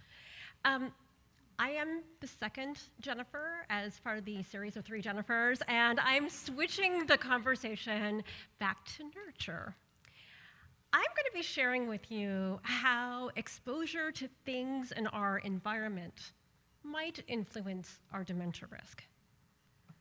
So let's get on the same page with what do we mean by an environmental exposure? We're talking about a physical entity, a chemical entity, a biologic entity that we come into contact with through the air that we breathe, the water we drink or cook with, the food we eat, the things we wear, even our sensory scape. So like what we see, what we hear, what we smell. And all of these things, if they're important to our health, then somehow affect it in some way. We can think of many examples of these, usually on the negative side: air pollution, radiation, heavy metals. I'm going to be sharing with you a positive exposure. It might be anyway, a green space. So why should environmental exposures merit our attention for understanding dementia risk? There are many reasons, and I'm only going to cover 2 because we don't have all day. So the first is that exposures to known neurotoxicants, things that we actually know are bad for our brains, are or were common among children and middle-aged adults. And these children and middle-aged adults are or soon will be older adults. Whoops. The example is lead exposure. We know lead is bad for brains. And what you're seeing here is a map of the adult population in the United States in the year 2015. And let's see if we can, guys, I'm so bad at, oh well, I'm just gonna not use this. Okay, so what you can see across the x-axis are the ages of those adults. And then above them is the distribution of childhood blood lead levels. What should alarm you is when you look at age maybe 35 up to 75, most people in those ages, when they were kids, had blood lead levels that today would be of clinical concern. The second reason why we should be paying attention to the environment in terms of dementia risk or understanding it is that we believe that some environmental exposures may act pleiotropically in affecting dementia etiology. And what we mean by the fancy word pleiotropic is there's more than one way. So it's like the evil anti-drug. So air pollution is a good example. We know air pollution has effects in the periphery outside the brain. It has effects on our heart, has effects on our lungs. And just through those paths alone, it might affect dementia risk. But there's also evidence from animal literature suggesting that air pollution exposure increases oxidative stress in the brain, inflammation. It may affect our synapses. It may affect the blood-brain barrier. And so you can see that this kind of seems to be important. So now what I'm going to do is run through this sort of state of the evidence, or give you examples of evidence on 3 environmental risk factors, starting with air pollution. And this is the one for which we have the most evidence. Now, when I talk about air pollution, I'm talking about contaminants in the outdoor air that are produced through 2 processes, burning something or grinding something. I'm sure you all know the burning part, Southern California. The grinding part has to do with like grinding of stone, agricultural processes, and so on. So both of those processes produce pollutants in our air. We can talk about air pollutants using many descriptors. One has to do with how close they are to the source that produced them. So, for example, volatile organic carbons are pretty close to, say, the tailpipe of a car. That would be the old-fashioned car that isn't electric, as is CO2, as is NO2, or nitrogen dioxide. As pollutants spend time in the air, through processes of atmospheric chemistry, including input from the sun, we get another set of pollutants called secondary air pollutants. And the most familiar of those to you may be ozone. Now, particulate matter, which you see in both places, this is a fancy way of talking about particles of varying composition that are suspended in the air. Those exist in both spaces. Now, talking about particulate matter air pollution a little bit further, we like to talk about the size of the particle. The general rule of thumb is that the smaller the particle, the deeper it can penetrate our bodies. So some terminology here. PM10, particles that are 10 microns in diameter or smaller. And I bet you can guess what PM2.5 means. Particles that are 2.5 microns in diameter or smaller. So, how might air pollution affect dementia etiology? I gave you a hint earlier on. In fact, the effects of air pollution on cardiovascular disease are pretty well established at this point. We know what is bad for the heart is bad for the brain. Thank you, Sudha, and everyone else. It also turns out that air pollution probably can get into our brains through the lungs, where it passes through circulation into the brain, or through an intranasal pathway, where it passes through our nose into our brain. And I should be very clear, this pathway has only been demonstrated in animals. So what does the evidence tell us? I am going to be very rapidly recapping the results of 3 gigantic, comprehensive reviews of the literature. One of them was conducted by the US Environmental Protection Agency, which is required to review this evidence as part of its congressional mandate. And 2 others were led by groups outside of government, including a group I led. All you have to see in this slide is that all 3 identified PM2.5 as a potential contributor to dementia risk. It doesn't mean that other air pollutants aren't important. It merely means that there is a lot of evidence on PM2.5, and in aggregate, it points to being harmful for our brains, especially where dementia risk is concerned. Now, there have been a few translations from this evidence. The first is that air pollution is now recognized by advisory initiatives, including the Lancet Commission, which reviews evidence every few years, and it granted air pollution a spot. It estimated that air pollution exposure accounts for about 3% of dementia cases. I'm not so sure it's that low, and part of the reason for that is that there's no representation of populations really outside of Europe or the United States in this estimate. There have also been changes in policy as a result of this evidence. Last year, US EPA tightened its regulatory standard for annual PM 2.5 concentrations. This is a really big deal. It takes a lot to get the EPA to change its standards, and it did acknowledge that the evidence related to dementia was part of that change. Another recent development, we have a lot of evidence about air pollution and its effect on the symptoms, essentially, which is obviously what we care about. But now we're asking questions about air pollution's relation to the neuropathologies that contribute to dementia. And I'd like to introduce you to the AeroNose study and to my postdoc, Dr. Tara Jensen, who is leading work on this question. So using autopsy data from more than 700, actually it's closer to 900, participants in the cohorts at Rush University, we asked this question. When people are exposed to more air pollution while they are alive, when that happens, do their brains show more neuropathology at death? We looked at a range of neuropathologies, 13 in fact, well 13 measures I should say. The first big news from this study so far is that we don't really see a clear association of air pollution with Alzheimer's disease neuropathology, with beta amyloid, with pathologic tau. But we do see some suggestive associations with respect to cerebrovascular disease, including cerebral arterial sclerosis and cerebral atherosclerosis. To be more specific, for each additional 2.5 units in PM 2.5 exposure, it's not a lot, but it's some, participants were 63% more likely to have cerebral arterial sclerosis on autopsy, and 40% more likely to have cerebral atherosclerosis on autopsy. We also saw adverse effects with respect to NOx, and NOx is NO2, nitrogen dioxide, plus nitrous oxide. So we saw 10% increase in risks of these two outcomes per 5 parts per billion increase in NOx exposure.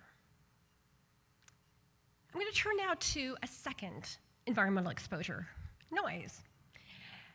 Noise is sound that is unwanted and or harmful, like could make you go deaf, that level. Now, environmental noise emanates outside of our homes and our places of work and our places of learning. And we are familiar with the lawnmowers and leaf blowers and so on, and sports noise. I'm going to be talking to you today about transportation noise. Transportation noise from planes, trains, and automobiles. And just a reminder, noise is measured logarithmically in decibels. And so that means when you have a 10-unit increase in decibels, this means twice the level of perceived loudness. And so what do these numbers mean? Nearby, those jets taking off are producing noise at about 140 decibels. The hum of your refrigerator, if it's in better shape than mine is producing noise at about 40 decibels. And with that, I'd like to introduce you to the work of another postdoc working in my lab, Dr. Stephanie Grady, and she's looking at long-term exposure to noise in relation to dementia risk in the Chicago Health and Aging Project. This is a nearly 20-year-long span of time that she's looking at, with over 10,000 participants, of whom over 60% identified as Black. Let me walk you through some of these distributions of noise. Up at the top, you see the distribution of community noise, and this is noise from all parts of the community. It can include traffic, if this grant reviewer is here, I'm so happy. Someone said, what about boom so So what you can see is a pretty wide range of noise, average noise levels, like 50 to a bit over 70. And I want you to look at that 70 line. That is the level that the US EPA has determined puts people at risk for hearing loss. We don't want to be at risk for hearing loss from noise in our community, but some people apparently are. Below that in the green is the distribution of roadway noise, and that's even wider, and there are people who are even more highly exposed to road noise. And then at the bottom, you see the distribution of noise from aircraft. Now that is much more narrowly distributed. It has a lot to do with where people live relative to the airports. And in fact, no one in our study lived in a place where the noise exceeded the FAA level for noise abatement intervention. So Dr. Grady asked, is noise near a person's home related to their cognitive performance, their dementia risk, their rate of cognitive decline, or concentrations of blood biomarkers of neurodegeneration? So what she found, living in a louder place with respect to community noise and or roadways corresponded to worse cognitive function, especially perceptual speed and episodic memory. And you have a sense of this, right? It is hard to learn anything when there's all this racket behind you. Slightly higher odds of dementia, both all-cause and Alzheimer's. And curiously, slightly higher levels of blood concentrations of neurofilament light chain, indicating some possibility of a neurodegenerative effect that is generic, not specific to Alzheimer's. No association with cognitive decline. With respect to aircraft noise, the only associations she found that were really pronounced were with respect to decline in perceptual speed and episodic memory. She did not see associations with any other outcomes. And I will say, as you saw, there were very few participants who were highly exposed. This was probably not the ideal place to do this work. I did put the cart before the horse. You might be curious, why noise? Noise may act pleiotropically as well, affecting sleep, especially if that noise is at night, affecting stress. And through those two starter paths, effects on the autonomic nervous system, the endocrine system, blood pressure, blood glucose, inflammation, oxidative stress, CBD, and dementia. So we hypothesize. And with that, and it's a lot of gloom here, right? With that, I'd like to turn to something happier. Green space. And in fact, what you're seeing is real life. This is green space in Boston near my home. This is a space people can walk to, actually hundreds of people can walk to from their homes. And I'm featuring here work from my colleague, Dr. Marcia Pescador-Jimenez, and she has a raft of research under development on green space. But what I'm showing you here is a study that she conducted in the Nurses' Health Study with nurses living across the country. Thank you, I see that. And what she used was this very clever method to measure exposure to green space, so how much green space is near your home. It's satellite data. And that's what that long phrase is just basically telling you, how much green is there from what we see in satellites. And she asked, is green space near a person's home related to cognitive function or a rate of decline? More exposure to green space was, in fact, associated with better cognitive function and slower rate of cognitive decline over the 12 years of follow-up. And she evaluated 3 potential plausible mechanisms. One was physical activity. More green space presumably were more active. That did not explain very much. Less air pollution exposure.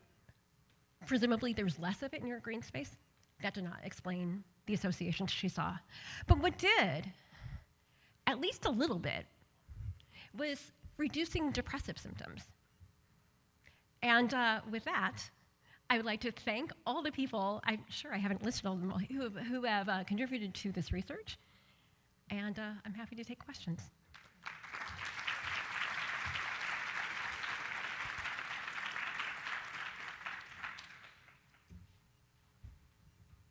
Wonderful. We do have time for questions. There are several. Hi. As far as green space, they also noticed that if you just looked at scenery pictures, and I don't know if you remember from the 70s and 80s, there were murals that you would put in your living room of forests and Oceanside and things like that. And they noticed it in Children's Hospital that kids were happier if the walls weren't white. But there was a mental uplifting by having these murals on the whole walls. I saw offices, medical offices, hotel rooms, they all had these murals of green spaces without pollution as a consideration. So I'm just wondering if there's any other visual effect just from looking at something green or walking. Yeah, I think that's really how the depressive symptom pathway is operating. It is through what we see and our emotional response to seeing it. Do you have?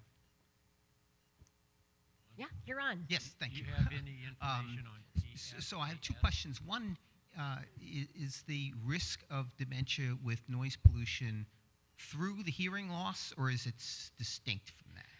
Yeah, we don't actually know that yet. We need to do a better job of measuring hearing in our study participants, and when we do, we'll be able to evaluate that better. Okay. The other question was the green space issue. Is it quieter? Is there less noise pollution? Yeah, there usually is less noise pollution. And that wasn't one of the factors. Yeah, it wasn't one of the pathways she evaluated, but she is right now, yeah. So I'm glad you're excited like I am too, and she is. Dr. Simon.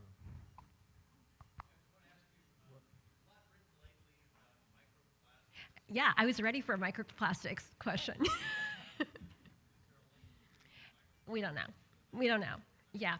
So one of the challenges is getting far back enough for people. So unless the microplastics effect is immediate, it's going to take us a little longer to get to that. But not that it's not worth studying, for sure. How about PFAS? Right, like PFAS? Yeah. Yeah, actually, we're starting some research on that right now. Still, it's a measurement question, but we're plowing ahead with some stored samples. Yeah. No major data so far. No. I was wondering, I feel like both access to green spaces and less noise around the home are very closely tied to socioeconomic status. Yep. Yeah, I agree. You know what? I think we should be very skeptical because we want this evidence to be as robust as possible. I mean, it is possible that that SES is a small part of this, meaning like in terms of perhaps biasing what we're seeing. But there are now, these are just getting off the ground, some actual randomized trials of tree planting. And they may be able to offer some clarity on that front in terms of our ability to triangulate evidence from different sources with different forms of bias. But these studies they didn't control for. Oh, no, they're all adjusted. They are adjusted. Okay. Oh, yeah, sorry, I should have said that. I'm obviously in my epidemiology head where I'm like, yeah, of course we did that. Yes, we did. Yeah,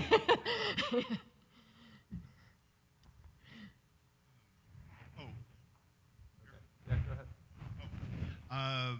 There was a study that showed women who lived near a highway Yeah. had a very high incidence Yeah. or higher incidence. So do you think that speaks more to the study just studied women, or that women are more affected by the pollution than men? Is the study that you're referring to, did it compare women and men, or was it just a study of women? I just remember reading that women who live. Yeah, I think it may have actually been a study in the Nurses' Health Study, so there's no, I think it was more like, this is who we have to study. But yeah, that's probably a phenomenon of both air pollution and noise pollution. Thank you for an amazing presentation. I have a question about the timing of exposure. Yeah. So how old were these people and for how long were they exposed and how you measure that? Yes, timing is key.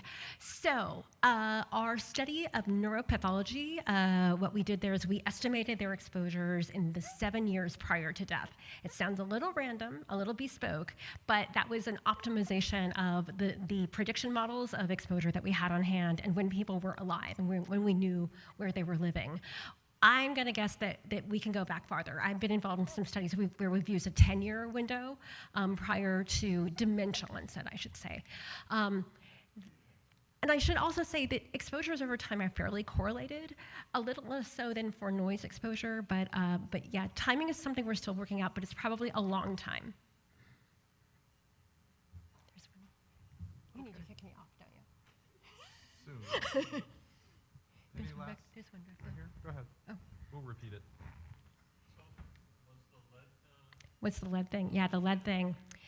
Right, so what we know about lead exposure and what happens to our cognitive functioning and decline as older adults is pretty limited. We do have some studies of bone lead, which measures our exposure over many decades, and those do suggest an adverse association.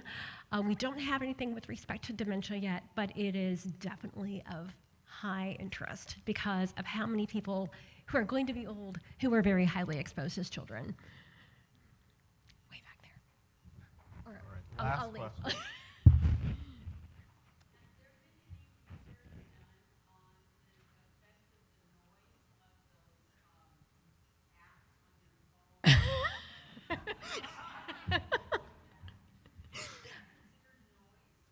You know what? It could be, yeah. I mean, it's like, is it harmful sound? Is it unwanted? Is it one of those? Then yeah, it could be a problem. But yeah, for sure. I mean, no. So yes, it's of interest. No, we don't know. I mean, yes, we don't know. Thank you very much, Dr. Weuve.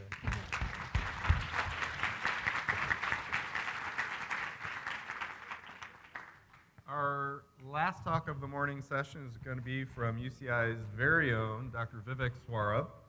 Dr. Swarup is a computational neuroscientist and leads the systems biology lab focused on neurodegenerative diseases. Since coming to UCI, he's become vital to numerous important projects happening at UCI Mind, like the Model AD study and various others. We are delighted to present Dr. Swarup.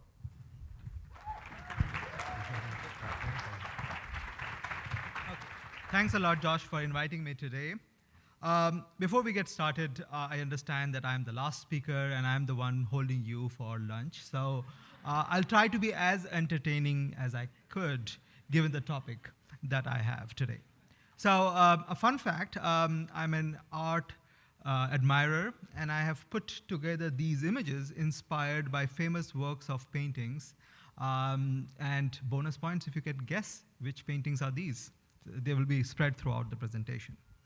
Okay, you may have noticed that the speaker before me, Jennifer, and all the speakers after me are from the Boston area. So I thought that I should come up with some relation to Boston too. It turns out I do have two relationships that I'm going to talk about in the talk today. The first one is I was at the Human Genetics Conference last week, which was in Boston, so that's my connection. And it was raining all the days, so I could not go outside, but that's okay. And there was a guy in the lobby whom I didn't know. He was wearing a T-shirt which said, the plan, the promise, and the truth in the front. And I was like, okay, fine, that's okay.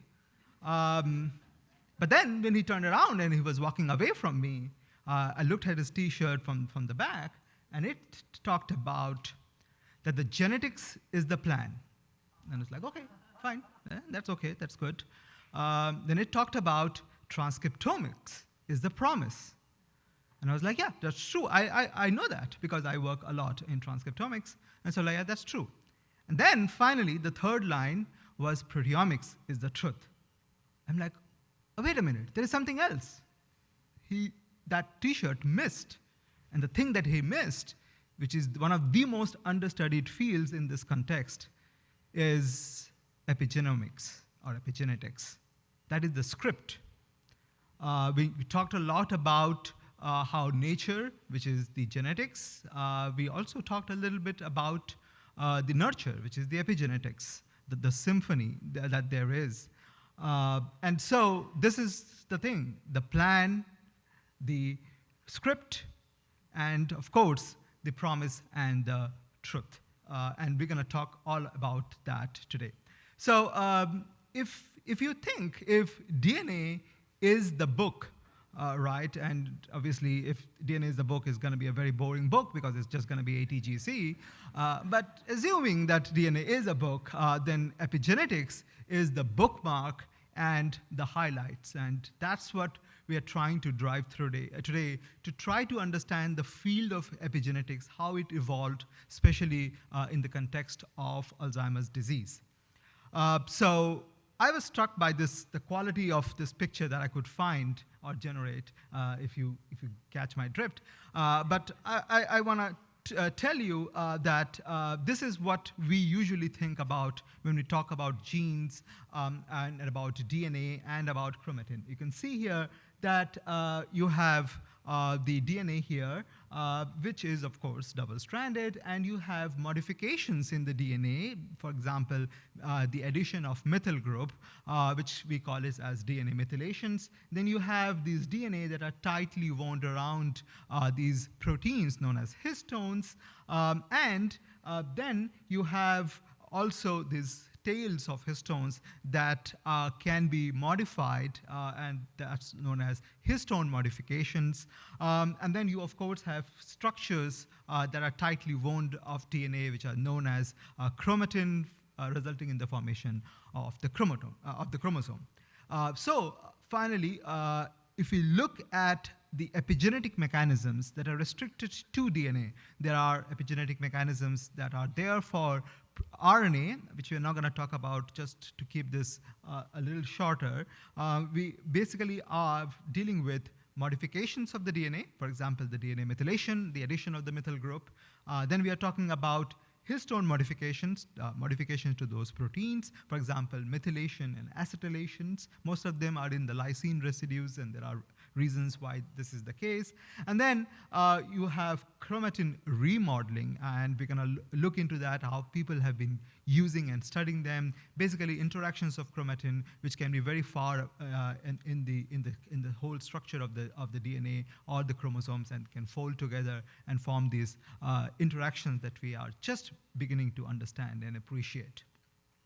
So epigenetics in the field of Alzheimer's disease is not much work has been done on it. Most of the work in epigenetics was actually done in the field of learning and memory. And I'm going to give you just a very brief primer on that, because obviously I didn't want to go too much into that. So for example, this is from an hypothesis perspective. Let's take an example where you have a neuron which is color-coded here in green and surrounded by different neurons. And this is a state which is before learning state, where you have methylation, that's why it's of DNA in different genes. And those genes which are, those areas which are methylated, those are known as CpG islands, C and G rich regions, basically. And those are methylated, and they are highlighted here in black. And those regions which are not methylated, they are not highlighted. And this is the default state. Once you have learning or some kind of activity going on, then what happens, you can see here, there is a shift in the pattern, whether some DNA or some genes will be hypermethylated or hypomethylated, that means less amount of methylations, or during memory maintenance, some other genes that are related will be strengthened by hyper or hypomethylation. And so this orchestration of which sections of DNA or which genes will be hypermethylated or more methylated or less methylated, that basically gives us an understanding of how memory is such a dynamic event and how we can tweak it, even though everyone has the same DNA in terms of the whole body has the same DNA. But how we can experience it is based on these epigenetic changes that are happening in the DNA. So this is something that is easy to do, and people have looked into it for a long time. In the field of Alzheimer's disease, now it was very difficult to study it for various reasons. I'm going to give you a highlight study, a key study that brought together this idea that epigenetics has a key role to play in Alzheimer's disease, which is one of the twin studies. There are many twin studies that have been done, but this is one of the twin studies, which brings me to the second part of the relationship with Boston. The study samples were obtained from the Boston ADRC, but the work was done in Arizona, but we're not going to talk about Arizona. Okay, so what did they find here? They took this twin study and twins. One of them had Alzheimer's disease, And both of them worked in the same area. They were both chemical engineers. And then the other one, the other twin, did not have any Alzheimer's disease, as you can see here. And this is a thioflavin S staining, as you can see here, classical marking both the plaques and tangles. And you can see that the affected twin, which is the demented twin, had clearly dementia pathology from that perspective. So the question obviously arises that if genes do not change, then how is it that identical twins are different and developed diseases differently? There must be something. So this paper, and then there are some others that looked into it. They started looking into epigenetic marks. In this case, they used this 5-methylcytosine as a marker for epigenetic changes. And you can see here that in the demented twins, there is a hypomethylation. That means a reduction in the methylation in cells. Which cells? These are marked by NSE, which is a neuronal marker. So there is a reduction in the methylation in neuronal cells in the patient or the twin which has dementia or Alzheimer's disease. And so this is this, and there were many other studies like this which tried to establish the fact that even in controlled DNA, where in a monozygotic twin case, you can still see these differences. But obviously, these are not a huge number of studies, and then we need to look at the random population or from an epidemiology perspective. And so we waited and waited. Not because we don't want to do anything or we didn't want to understand it, but because it was difficult to profile in a high throughput manner. And so we waited for the technology to develop itself. And that's where comes in the revolution of high throughput epigenomic or epigenetic profiling. And so I'm going to give you a very brief primer about that. So there are different types of DNA modifications like we talked about, and turns out there are different techniques that can be used from a high throughput manner so that you can profile each one of them independently. For example, you have chromatin accessibility, which is using an 8-ACK-seq platform. Then you have chromatin modifications that you can have that can be done using a high-C kind of an approach, and I'm going to talk a little bit about that also. Then we have DNA methylation. We can use either a DNA methylation array, which is a microarray based technology, or a more modern whole genome bisulfite sequencing. And also you can use histone modifications using assays like ChIP-seq. And so from that summary, we basically have different high throughput methods that can now be applied on a very large cohort of samples from different ADRCs across the country to understand what epigenetic changes are happening and in which cells, if we can understand that. And so that brings us to basically the last decade of the epigenetics in Alzheimer's disease, where we could use all of these technologies to now deploy on a mass scale and understand that. I'm going to briefly summarize that in just a few slides so that we can get a good picture and overview of what things are happening in that area.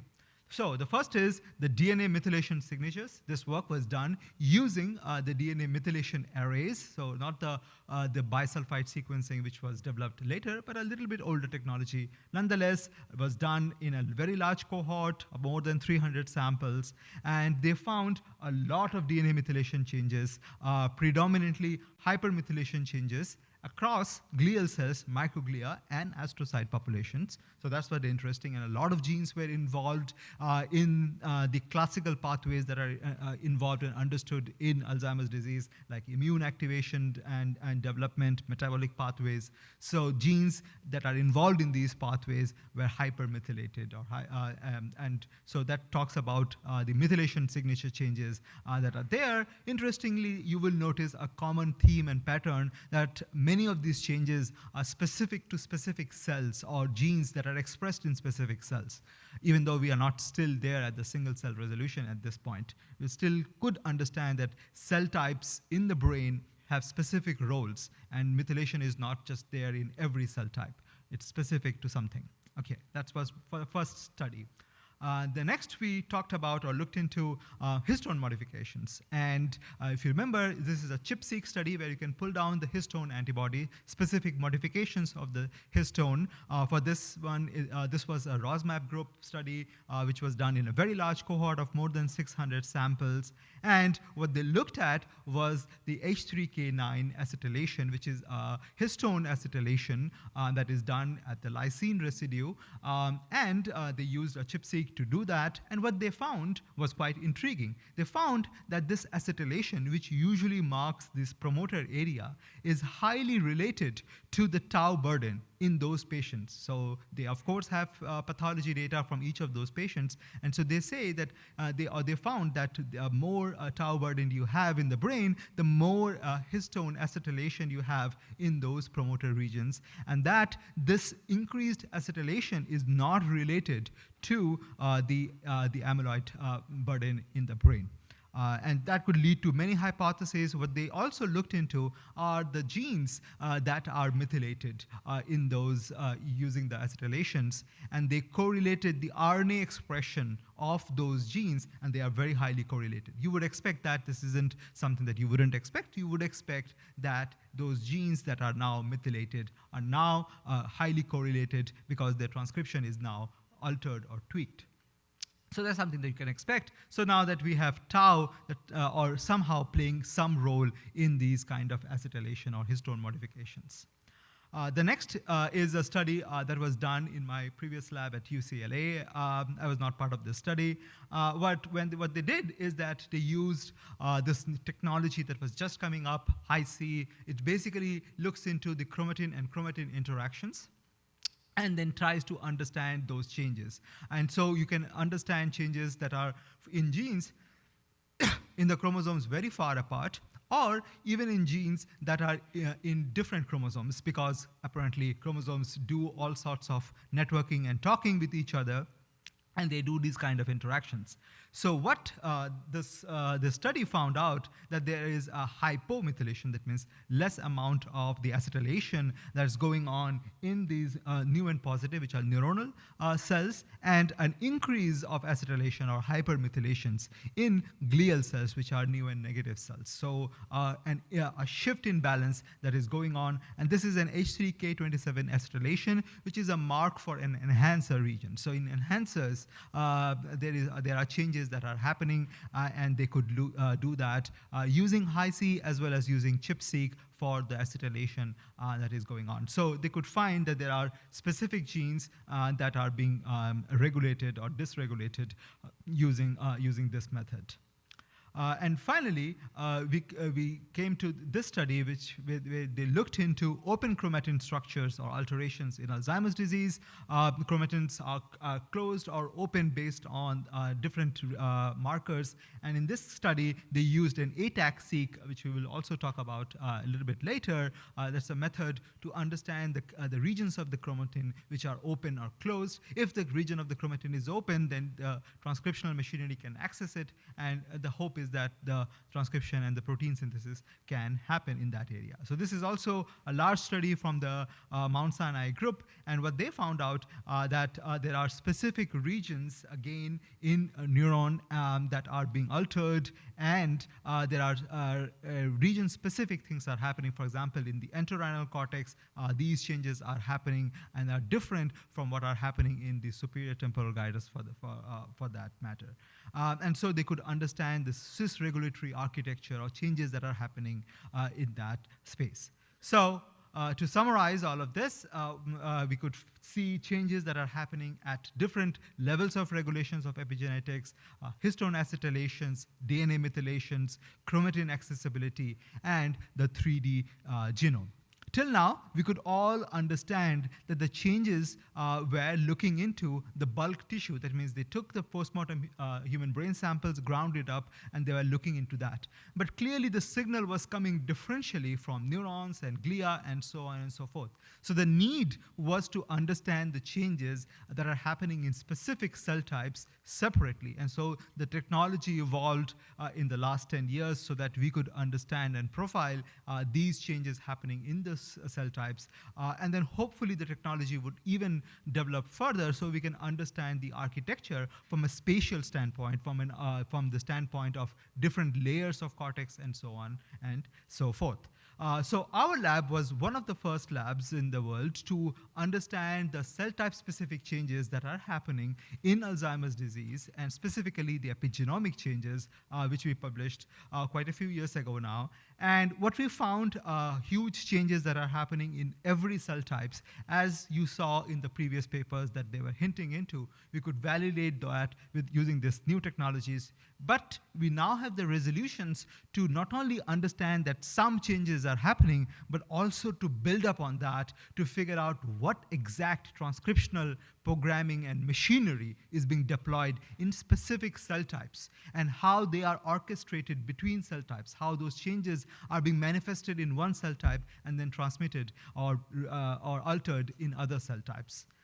During this time, and others in the field have been working on using the single cell platform. So this is a much newer study where they have used multiple different brain regions, 6 brain regions in Alzheimer's disease samples, hundreds of samples, 111 individuals, and they try to understand the changes that are happening in that. And the highlight of the study was that, which is an open to debate, was that there was an activation of repressive chromatin, and there was a repression of active chromatin. So dysregulation is something that you did saw even in the bulk sequencing era, that there was things that are happening in opposite directions, hypermethylation as well as hypomethylation. So this is exactly pointing to that idea that there is a dysregulation that is going on in a cell type specific manner, and this is exactly what they found. They also found that neurons that are in specific regions of the brain that are more vulnerable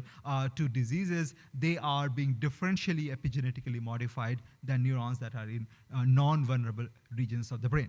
So finally, all of this has been done. We are still developing technologies. We are still going to be in that era of figuring out what to do. And so spatial epigenomics, where we can understand and profile spatial transcriptomics and epigenomics, is something that has been worked on. Till now, if you can see, I have only talked about ATAC-seq, which is just one arm of the chromatin accessibility, but newer technologies are being developed, and hopefully we will be able to profile all of them and understand them at single cell resolution.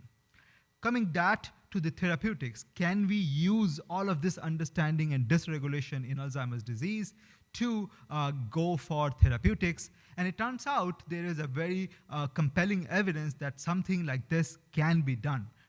These are all the drugs that are there in the field of epigenetics that are being tried in different fields, cancer as well as Alzheimer's disease. Many have failed in Alzheimer's disease clinical trials. Many are still coming up in the pipeline. And so we are hopeful that something can be done from that perspective to really give us an insight about the changes that are happening at the nurture level, not at the nature level. And hopefully we can spur up some conversations on that. Thank you very much.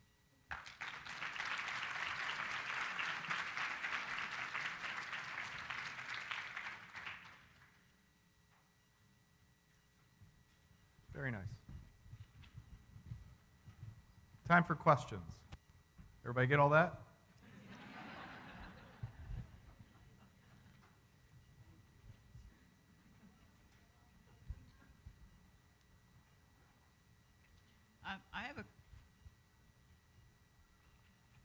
I have a question.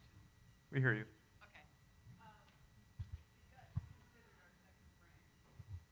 And so with the second brain, are you concentrating on the gut lining as much as other tissues? Because apparently what we eat and drink has a huge effect of what goes into our bodies. And so I'm just wondering what your concept is of the gut being our second brain.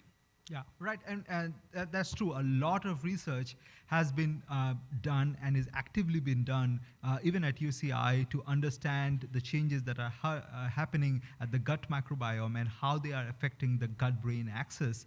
None of these studies obviously looked at gut, but the recent studies, more of them, are actually looking into the microbiome. For example, as part of Model AD, we are also looking into the changes from the microbiome that are happening in those samples, and we can relate that to the changes that are happening in brain. But something that the field hasn't yet done. Yes, I'm going to ask the question that everyone wants to know the answer to, which is, one of those was Van Gogh. Yeah. Absolutely. Can you walk us through the rest of them? Yeah, if you want to guess all of them, I would be happy. I'll leave it to someone else, a better art historian. Do you want to reveal any others? Yeah, sure. So this one is Friedel Bruegel. I don't know if you are familiar with him. One of my favorite paintings. It's called Children's Play.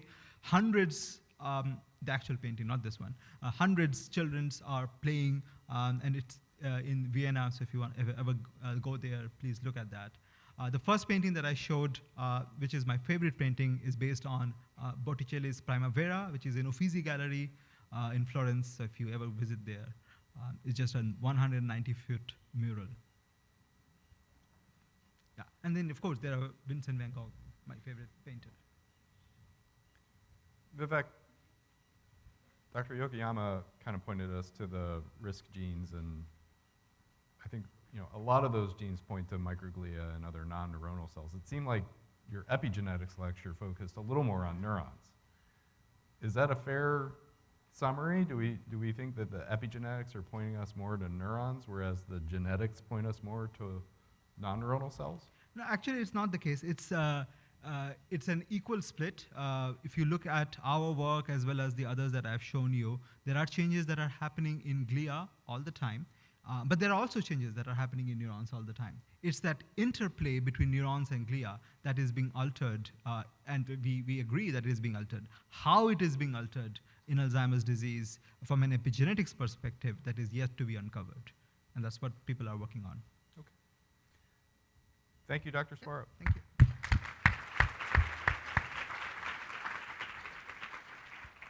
And I am delighted to introduce our first speaker of the afternoon. She's been alluded to multiple times through the course of the morning, which is, I think, a sign of how important the work she's doing is.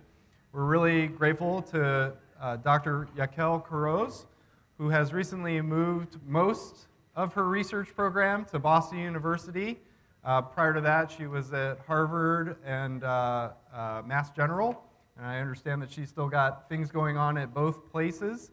Dr.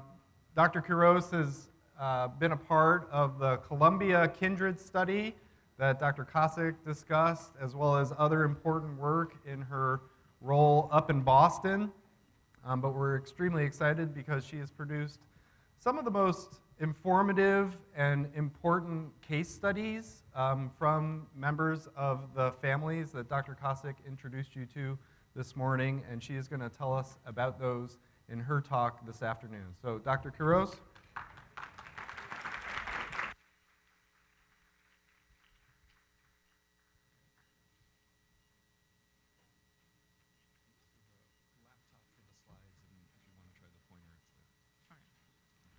Hi, everybody. Can you hear me okay? Perfect. So thank you again for the invitation to present our work and for the introduction. Just thank you.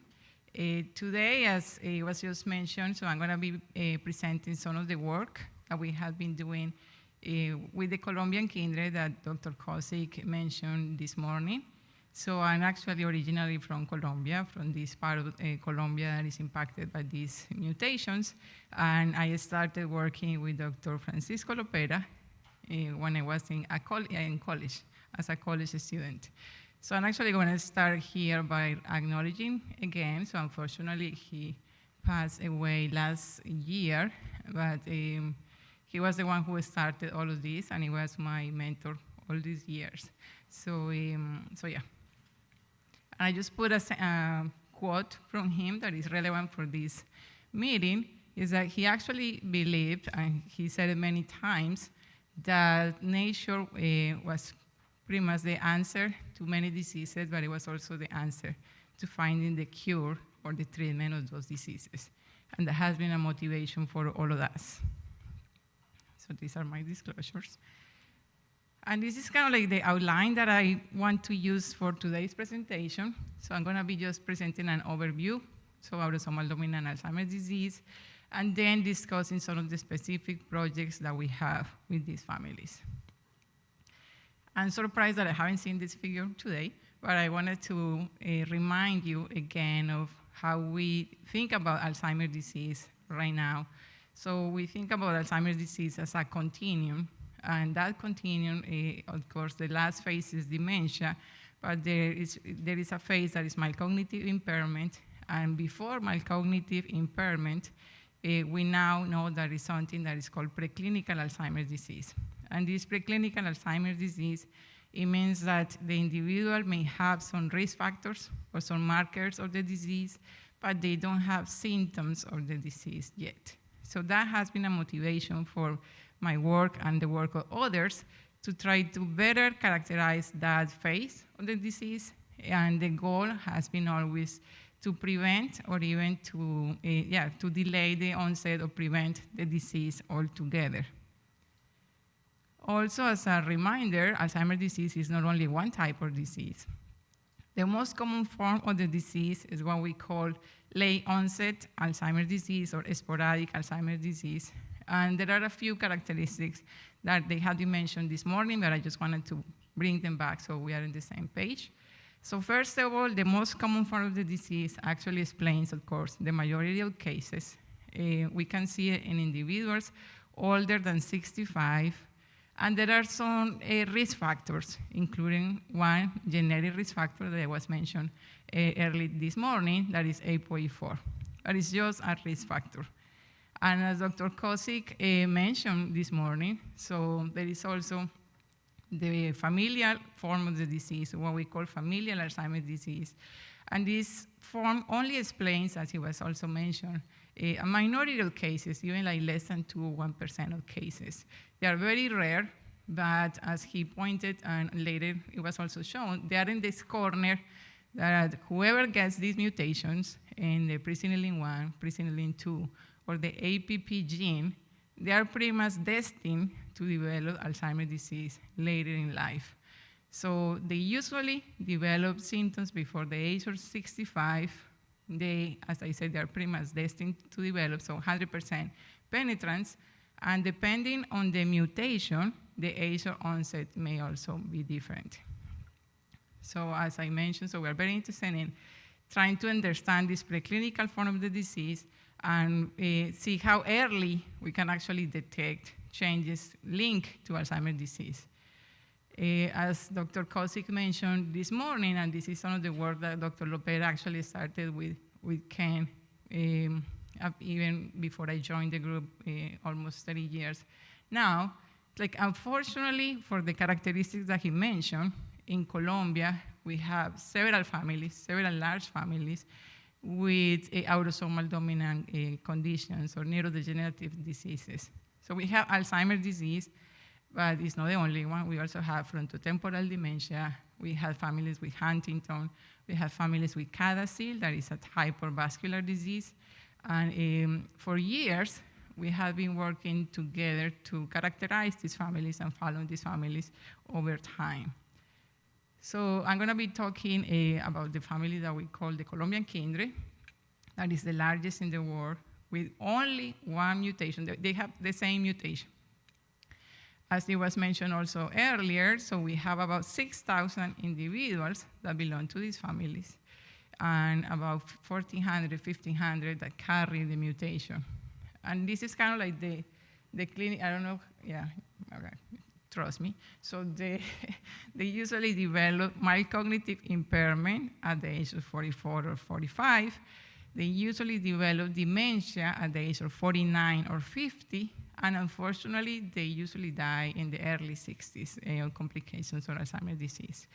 So what we have learned through our work is that the clinical presentation, the cognitive profiles, and also the biomarkers are very similar to what we are seeing in sporadic or late onset Alzheimer's disease. They are not identical, but they are very similar. So we have used that opportunity to, as I mentioned, go earlier in the disease and trying to characterize these changes. So together with Dr. Lopera, we started a project a little bit over 10 years ago to go after the biomarkers of these families. So some of the slides that I'm going to be showing today, actually most of the slides that I'm going to be showing today are part of the Colbos project, and there are some characteristics in this study. The first one is that most of them, the majority, they are cognitively unimpaired. So we are trying to understand the ones with no symptoms. We only have about 3 or 4 that are symptomatic, but most of them, they are unimpaired, and we are trying to understand what happens before they get impairment. And also, a few of them that I'm going to be showing, so they actually came to Boston. They traveled from Colombia to Boston to get all these examinations as well. So the first couple of studies, I'm just going to summarize. These are using, the first ones are using fMRI. We asked the individuals to learn face names, and so they had to see a face and a name, and they had to learn it. And they completed that task when they were in the scanner. And then, of course, we took pictures of their brains and compared the carriers versus the non-carriers to see if there was any differences in their activity. We actually found, starting with the study number 1, let me see if I can figure it out. Here. This is the one that I call the older carriers, and older carriers for us is older than 25. And we found that the hippocampus, that is our brain region that is very important for memory, it was hyperactive in the carriers compared to the non-carriers. In other words, the hippocampus activity was abnormal. It shouldn't be like that. So in the second study, we went younger and included individuals from 18 to 25 years old. And we found that this hyperactivation extended to other regions close to the hippocampus, not just the hippocampus. And I took it even further and studied the children that carried these mutations, and they completed the same task. And we can see in the one here that that's the difference between the carriers and the non-carriers. The carriers didn't have anything different in the hippocampus, but they actually have this abnormal activity in parietal regions, that's the part of the brain that I'm showing, that is also important for memory. So even as early as 9 years old, they were already showing some abnormal activity in their brain. And of course, they are no symptomatic. We look at the cortical thinning, cortical thickness, and this is just to see how thick their cortex is. That is a measure for us to see how to study neurodegeneration in the brain. And we found, for this one, we used all the MRIs from the 3 studies that I just mentioned. We found that there were 2 points relevant to our understanding of how this thickness or thinning appears. And it was at age 17 and at age 32, we could see that the carriers, all the way until 17, they have greater thickness compared to the non-carriers. And then at the age of 32, they start showing some thinning of the cortex. Pretty much they start showing some signs or decline or neurodegeneration as early as 32. And remember, they develop symptoms at the age of 44. So with the ones that actually made it to Boston, that there were about 80 people that actually came. So we wanted to see what happened in their brains in terms of pathology, right? Like looking at amyloid and tau, that as it was mentioned this morning, are kind of like the 2 hallmarks of Alzheimer's disease, amyloid and tau. So with this sample, including carriers and non-carriers, as I mentioned, unimpaired or asymptomatic, we found that the carriers, they actually start developing high levels of amyloid, or what we call amyloidosis, at the age of 28. And then they have increased levels of tau pathology as early as 36. So pretty much like many years, even almost 2 decades before they actually have cognitive symptoms. So all of this putting together, pretty much the take-home message from this slide is that we were able to show evidence of those brain abnormalities in structure and function and then in pathology in individuals that are at risk to develop MCI and dementia, but they have no symptoms, and this is something that we observe, as I mentioned, almost 2 decades, or in the children, for instance, even 3 decades before they actually had cognitive symptoms. We also examine plasma biomarkers. That is now something that is, you may have also heard, is something that is more and more being used in the diagnosis and prediction of Alzheimer's disease. And in this graph that I'm showing, we use two biomarkers. One is the neurofilament light, that is a marker of neurodegeneration. And then we have plasma p-tau 217, that is a marker of amyloid and tau pathology as well.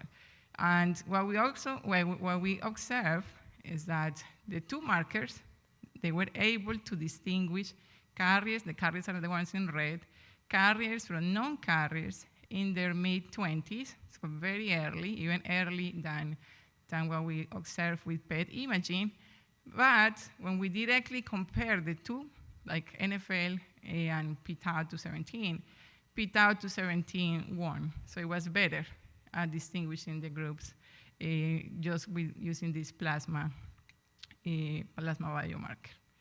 So the next thing that we wanted to test was whether we could use plasma, just as a blood test, to predict accumulation of tau and amyloid in the future, right? Okay.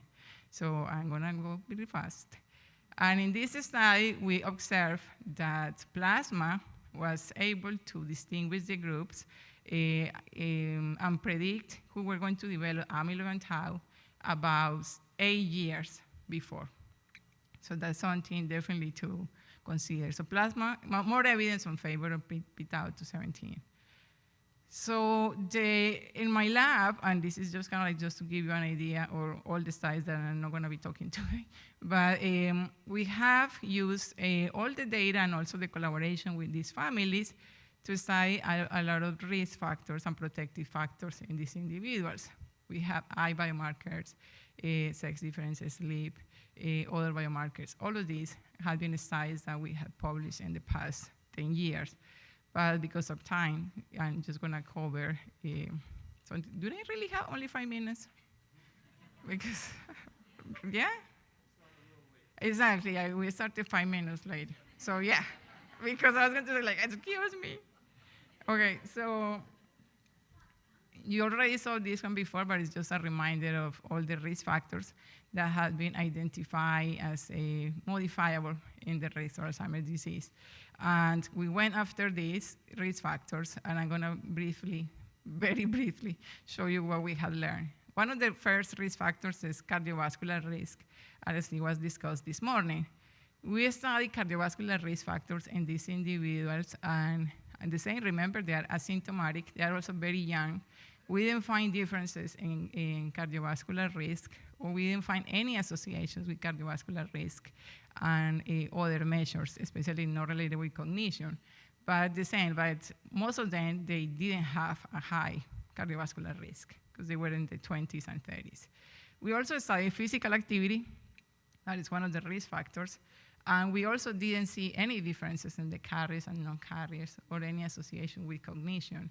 And the reason for that was because both carriers and non-carriers, they are kind of like equally fit.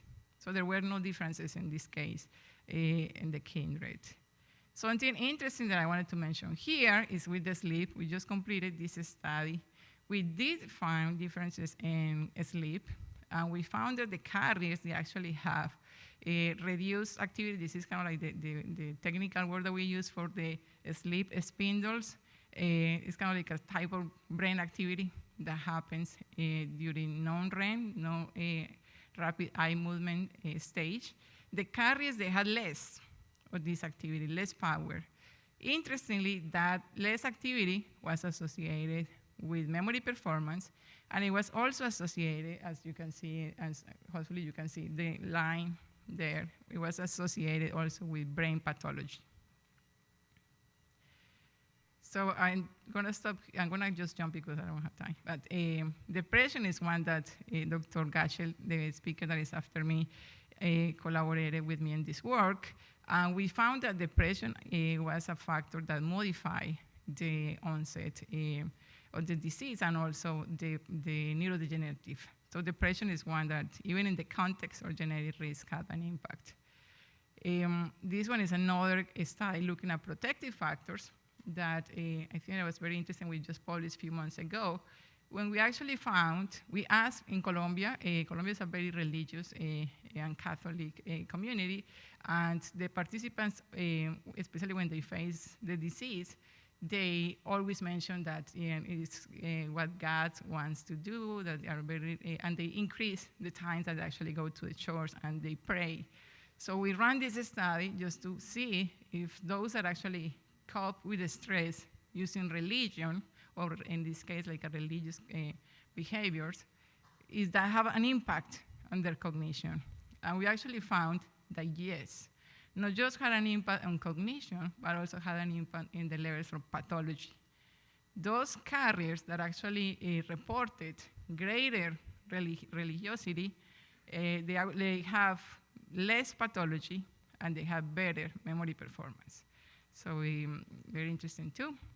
I'm gonna skip this just because I wanna spend time here. In 2016, Dr. Lopera and I started this project that is, I call Colbus Extreme, that it was mentioned this morning by Dr. Kosik.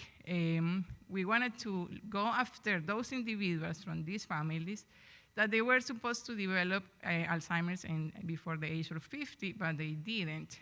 And the first case, that is the case that Dr. Kosik mentioned this morning, it's the case of Doña Lidia Piedrahita. So she came to the study.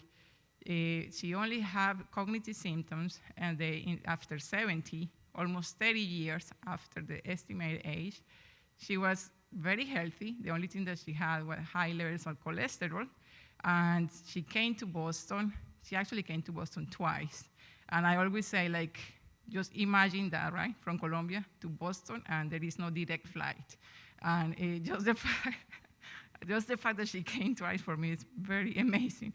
She came twice. And for that, so the first thing that we learned, it was that she had high levels of amyloid, that is one of the hallmarks, but she had limited levels of tau pathology and limited neurodegeneration. And we found, as it was mentioned, the mutation of ApoE3 Christchurch as the other genetic factor that she has. A lot has been done with the heterozygotes. This is kind of like a summary. If you want to read it more in detail, we just published a review paper in Lancet Neurology that we discuss all these learnings. But one of the things that is important is that with animal models, with cells, and even using ApoE4, that is the major genetic risk factor, it has been shown that it seems like Christchurch actually protects against tau pathology and against neuroinflammation and neurodegeneration. Just briefly, and I want to mention this study too, we went after the heterozygotes, everybody in the kindred that have one copy of Christchurch. And last year we published this report in the New England Journal of Medicine when we show data in 120 carriers that have this mutation. And it seems that they have a delayed onset of MCI by 5 years. And as you can see in the picture, the brains, one individual that I'm showing there, he also had very limited levels of tau pathology. We continue to follow these individuals, and we are now collecting all the biomarkers on them, but I just wanted to show this as an example. We are actually seeing, this is a sample size of 20 so far, so we have more to go. But the yellow and the orange show thicker cortex, and the blue thinner cortex. And it seems like the carriers of only one copy, they have thicker cortex in frontoparietal regions, which we think it could be related to brain reserve or cognitive reserve. And to conclude, so to say hopefully all of this can give you an idea or how much we can learn from these families, the unique opportunity to study disease progression, especially without symptoms, and trying to identify some protective factors that can lead to treatment and development. So the same, the Christchurch, that is the last one that I show, linked to reduced tau pathology, lower neuroinflammation, and the same, there are some therapies that are currently under development. More studies are needed, of course, and we are following these individuals. And of course, there is more to learn. I only showed the first case. We also reported a second case in 2023 that it was also an escapee, somebody that only developed symptoms in the late 60s. And we are now working on the third case that also developed symptoms very late. And with that, we'd like to thank everybody in my group and my collaborators and the families in Colombia, of course, for being so supportive of our research. I'm happy to take any questions.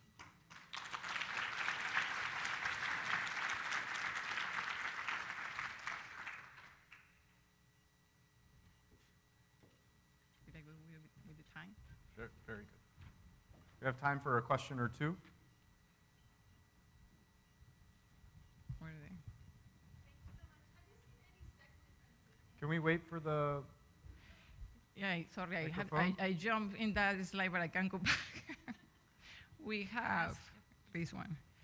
So yes, we actually saw sex differences, and I'm going to explain what these graphs are showing. So we didn't see a direct effect or sex, but at the same level of pathology, for instance, at the same level of pathology, the same level of neurodegeneration, the women actually had better cognitive performance than the men. So we're actually here in these two papers that I'm showing, what we think that means is like they may be more resilient to pathology compared to the male. So they actually start declining a little bit later than the men. Thank you so much. What about the situation for having that specific gene? Was there any sex differences there? Yeah, no. So in the distribution, no, there are no sex differences in that part.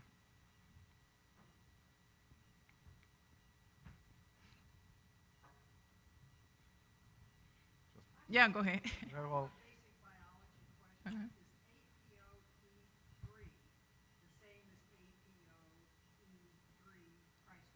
No. Exactly, yes. Can you repeat the question? The question was, is that ApoE3 is the same that ApoE3 Christchurch? No, like ApoE3, the same as it was mentioned, I don't think maybe that, yeah, exactly. So the highest risk is ApoE4, right, that we think ApoE3 or ApoE33 is the most common form of the disease, or everybody has it. Most of the majority has ApoE3 and 3. And ApoE2 is known to be a protective factor, exactly. So within the ApoE3, there is a mutation that is Christchurch. So we actually look in that gene, but it's kind of like subdivision, if you want to put it that way. It's different. I wish that everybody that was ApoE3 was ApoE3 Christchurch, but yeah, no, not yet. Maybe in the future we can do something to add it, yeah. All right, thank you for an excellent talk.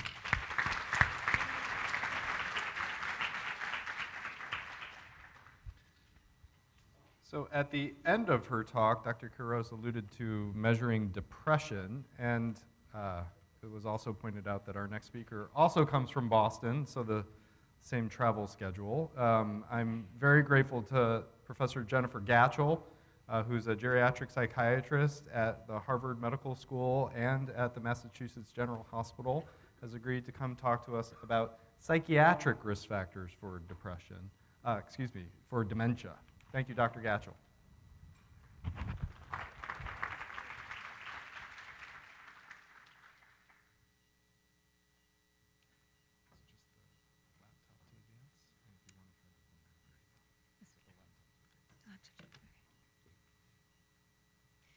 All right, well, thank you so much for the invitation to be here, and I'm really excited and honored to be here today. And following Dr. Quiroz's presentation, the presentations this morning, to talk a little bit about a topic that's near and dear to my heart as a geriatric psychiatrist and as a granddaughter, psychiatric symptoms and dementia risk.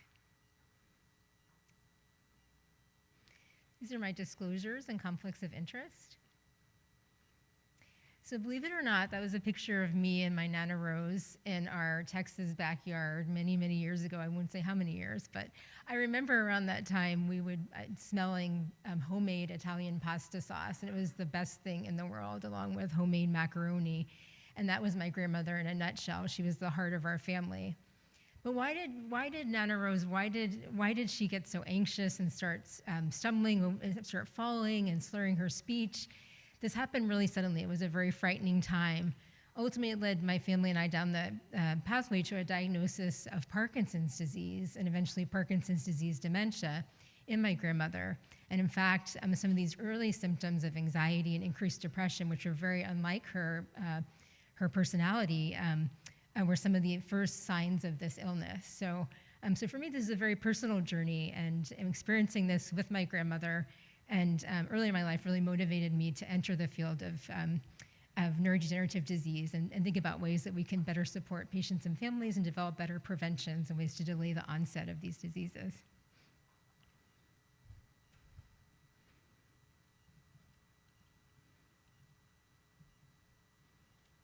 Let's try to advance it. Let's see.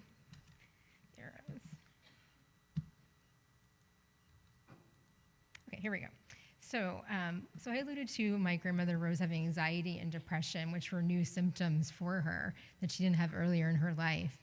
But psychiatric symptoms throughout the life course, in psychiatric disorders and early and late life, as well as along the dementia clinical spectrum, which I'll talk about a little bit more in the next few slides in the presentation, they really occur across multiple domains. So not only anxiety and depression, but individuals can experience apathy, agitation. So apathy, like decreased interest in individuals' environment, disinhibition, irritability, sleep disturbances, appetite disturbances, hallucinations, paranoia.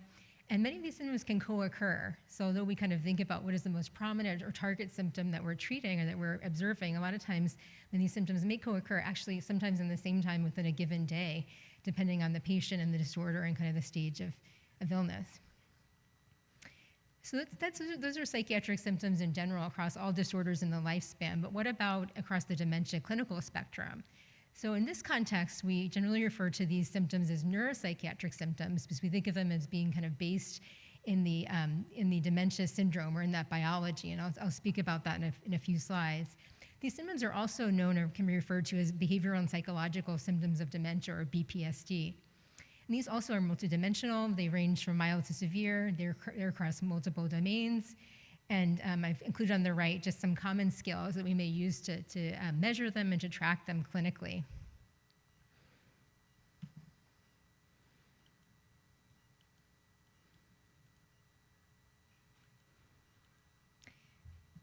These symptoms have widespread impact. So I'm sure like everyone in the room kind of preaching to the choir and talking about how widespread these symptoms can be and the impact they can have on patients and families.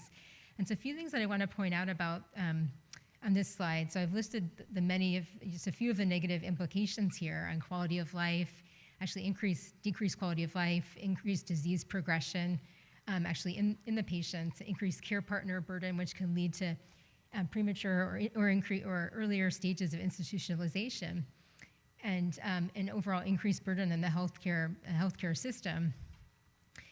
So two other points that I want to highlight are the associations with pathology and environment. So getting back to the theme of nature versus nurture. So through the body of work in the field and studying these disorders in the context of dementia syndromes, we found that there is indeed an association with core dementia pathologies.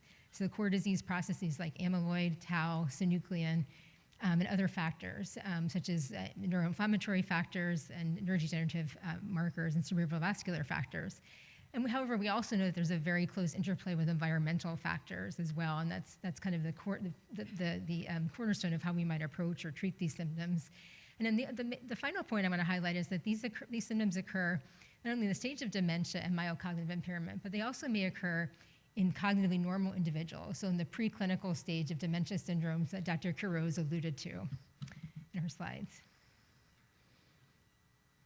So with the increasing recognition that these symptoms may actually occur before the actual stage of dementia, this was recognized and operationalized as mild behavioral impairment, so a prodromal state similar to mild cognitive impairment, where there's the emergence of neuropsychiatric symptoms in late life, so after the age of 50 or later, and they were persistent for 6 months or longer, not related to any one acute event. And again, they occurred at the stage of normal cognition or subjective cognitive complaints, so the individual noticing some differences in their cognition but not being impaired, or at the stage of mild cognitive impairment. And they occurred across multiple domains, shown below: decreased motivation, emotional dysregulation, change in impulse control or social appropriateness, and psychosis.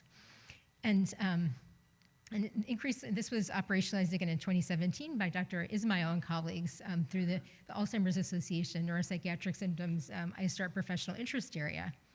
Since that time, and through the generation of the mild behavioral impairment checklist, where we can monitor these symptoms across these domains, there's been a large body of work that's really supported their association with core, again, Alzheimer's pathology and ADRD pathology, and also that mild behavioral impairment or neuropsychiatric symptoms is an increased risk for disease progression and poor outcomes.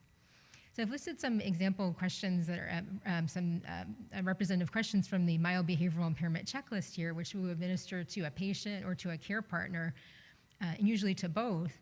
And as you can see, just by looking at some of the questions related to these domains of motivation and drive and depression, anxiety, or mood and anxiety, many of these symptoms map onto those that we might consider as part of a primary psychiatric disorder, as part of major depressive disorder or subsyndromal depression or generalized anxiety disorder.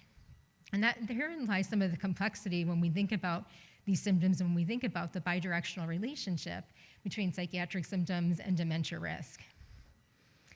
So shown here is a schematic. I think a version of this was shown by Dr. Quiroz, where these different lines represent pathology that's increasing and then plateauing. And so kind of the earliest being amyloid is in the CSF compared to the brain, as well as tau and neurodegeneration. And these vertical lines represent stages of mild cognitive impairment or dementia. So, the field of AD is kind of recognizing this preclinical stage and a prodromal stage before dementia.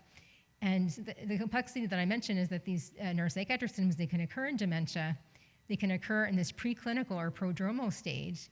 And what about psychiatric symptoms that occur in early life, so kind of in childhood? How do they affect where one is going to fall in this trajectory? And how do they affect the way that we may approach these symptoms? So just as an example of this, I'll briefly just put this up there as a clinical case of a patient with no past psychiatric illness who developed apathy, anxiety, and paranoia, and had a diagnosis of AD dementia, Alzheimer's disease dementia.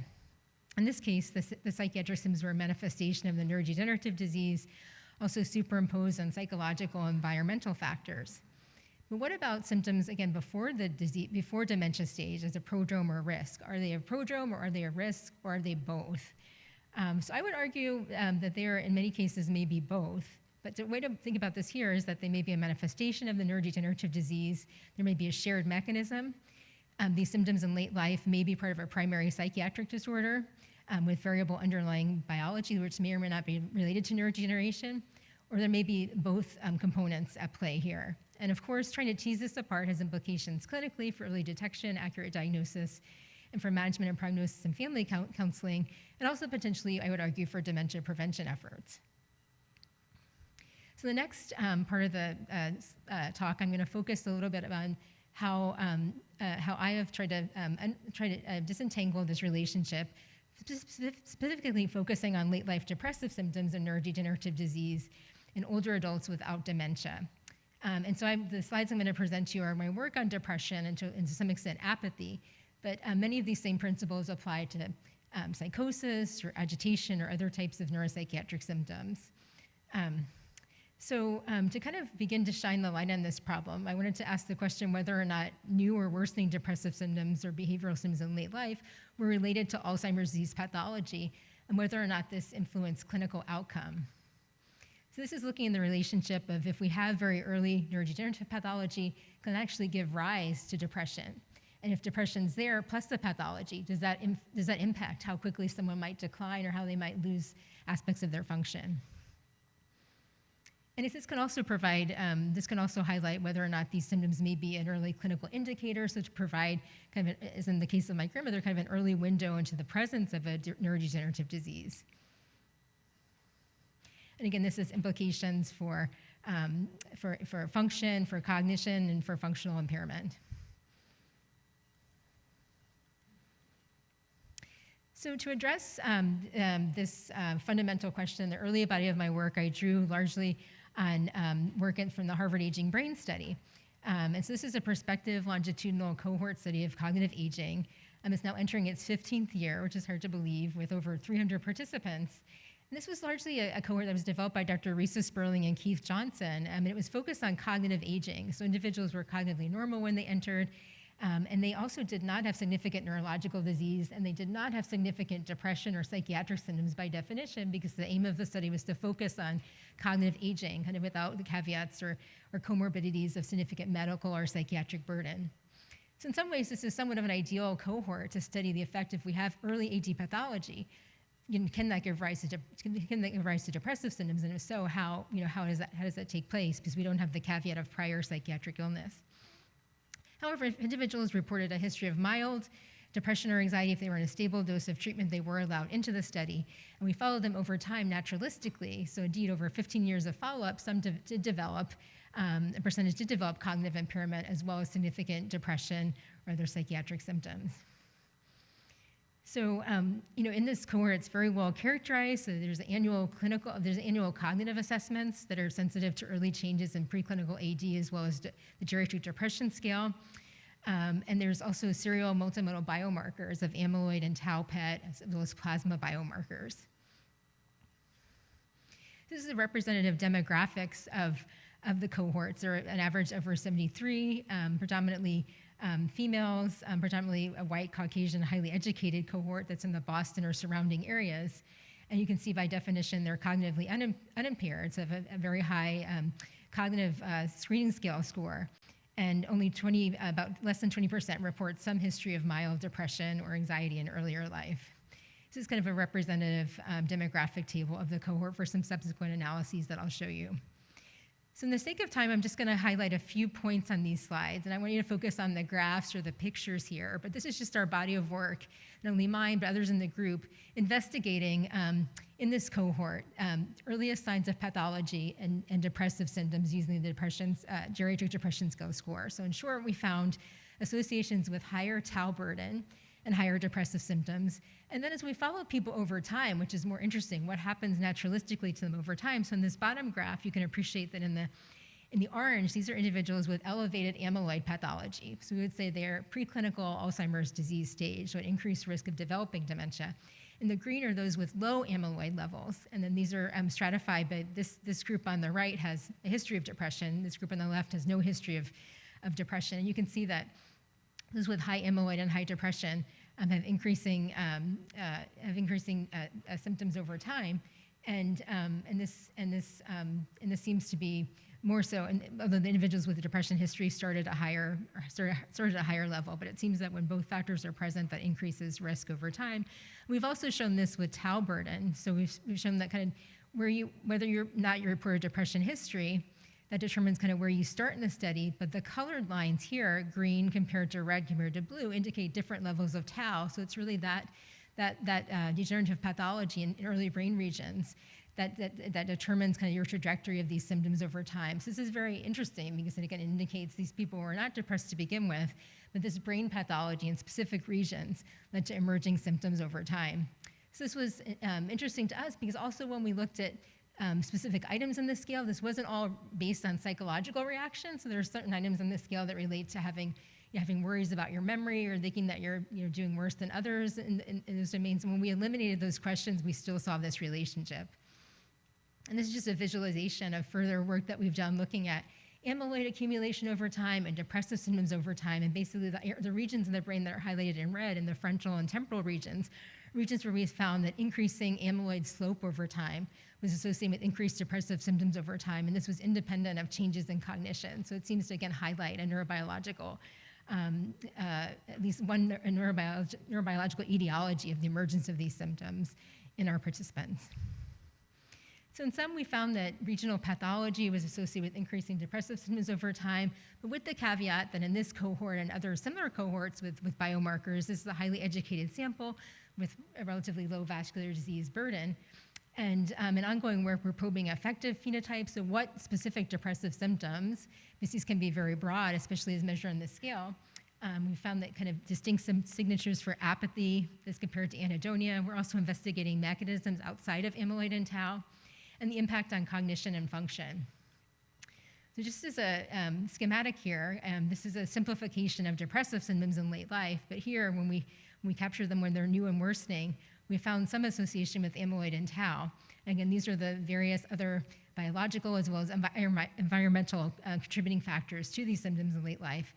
And then the question that we wanted to ask is, if these symptoms are present, so what? So what impact does that have on cognitive decline? And so we found that these symptoms actually synergize with pathology to potentiate cognitive changes, even in normal individuals. This is just a schematic of that relationship. So again, I want you to focus just on these graphs on the bottom. So on the left, there is individuals with low amyloid burden. On the right are individuals with high amyloid burden. So you can notice that how they perform in a cognitive test over time, which is the horizontal direction, those with highest depressive symptoms in red compared to blue and green perform the worst over time, but only in the high amyloid group. So this is really highlighting and illustrating a synergy between those symptoms and cognitive performance, between those symptoms and pathology. So it indicates a potential target for intervention. So if we were to target these symptoms, or target amyloid, or target both, could that improve the cognitive performance over time? And with ongoing work, we've also investigated this looking at functional scale, so not only a cognitive test, but also a scale of function. So I know we only have 5 minutes, so I'll kind of I'll try to skip over some things and get to the other aspect of the bidirectionality here. So what about the chicken or the egg? What about the other aspect of this relationship, or the hen and the egg, as one of my colleagues would say? So what about recurrent major depressive disorder across the lifespan? So what about if these are not new onset symptoms, but someone is aged with this illness?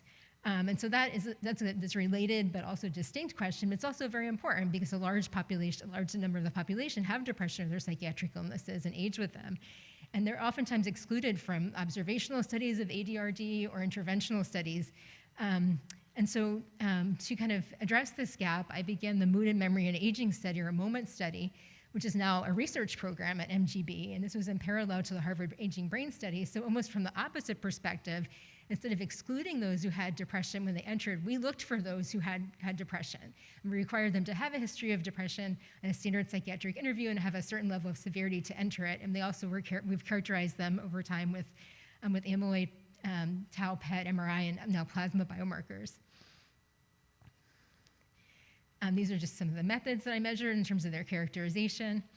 And these are earlier days because I started this as part of my K project and now on R01. So we have 75 individuals with depression, 100 who are not depressed, and kind of in analyzing different regions of brain pathology.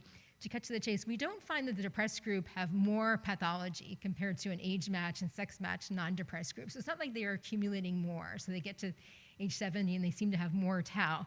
But early findings do indicate that they may have decreased resilience to the same amount of pathology. So for a given amount of tau or amyloid pathology, they may have greater cognitive decline or psychiatric symptoms relative to those without a history of depression. So this indicates, again, highlights other literature that has supported shared genetic risks between depression and dementia. We haven't done genetic studies in this sample, but certainly there's a body of literature that's kind of building, indicating that there may be other shared biological factors, which nicely corroborates with our preliminary findings. So basically, to sum this up, even though this is just scratching the surface, we found the relationship between tau and depression, both new and worsening symptoms and recurrent depression, and also this indication there's decreased resilience when these symptoms are present to cognitive decline. So I will just, this is clinical implications, and I'm going to skip over this, but I'm happy to talk with folks afterwards. But basically, the bottom line here is don't overlook patients with even mild psychiatric symptoms who are coming into the clinic, because they could be candidates for disease-modifying therapy. Their cognition should be characterized and followed over time. And if we manage these symptoms, this could decrease this potentially modifiable risk, and also it could likely improve quality of life and function. This is complex because depression interplays with the other modifiable risks, so that's very important. And this is just a model of what we hope to establish at MGB, of personalized risk profile and brain health approaches for patient and caregivers who are experiencing these symptoms, because carers are at increased risk for stress and depression themselves, and so we want to kind of mitigate this risk in both populations. And there is hope. There are emerging therapies beyond our standard treatments in depression that are emerging in terms of brain modulation. There's a question of whether the new disease-modifying therapies, the infusion therapies, could also improve psychiatric symptoms. a combination of treatments, cognitive remediation. So can we, in the hopes of preventing dementia? So this is Nana Rose and me kind of when I was in college and pursuing this career path. And so she lost her battle with Parkinson's disease dementia. But our hope is that through this multi-pronged approach, we can improve experiences for patients and families like us in the future. And thank you to all my colleagues and collaborators. Thank you.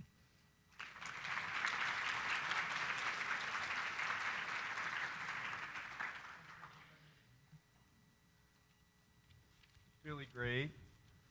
I'm going to ask people to wait for the microphones.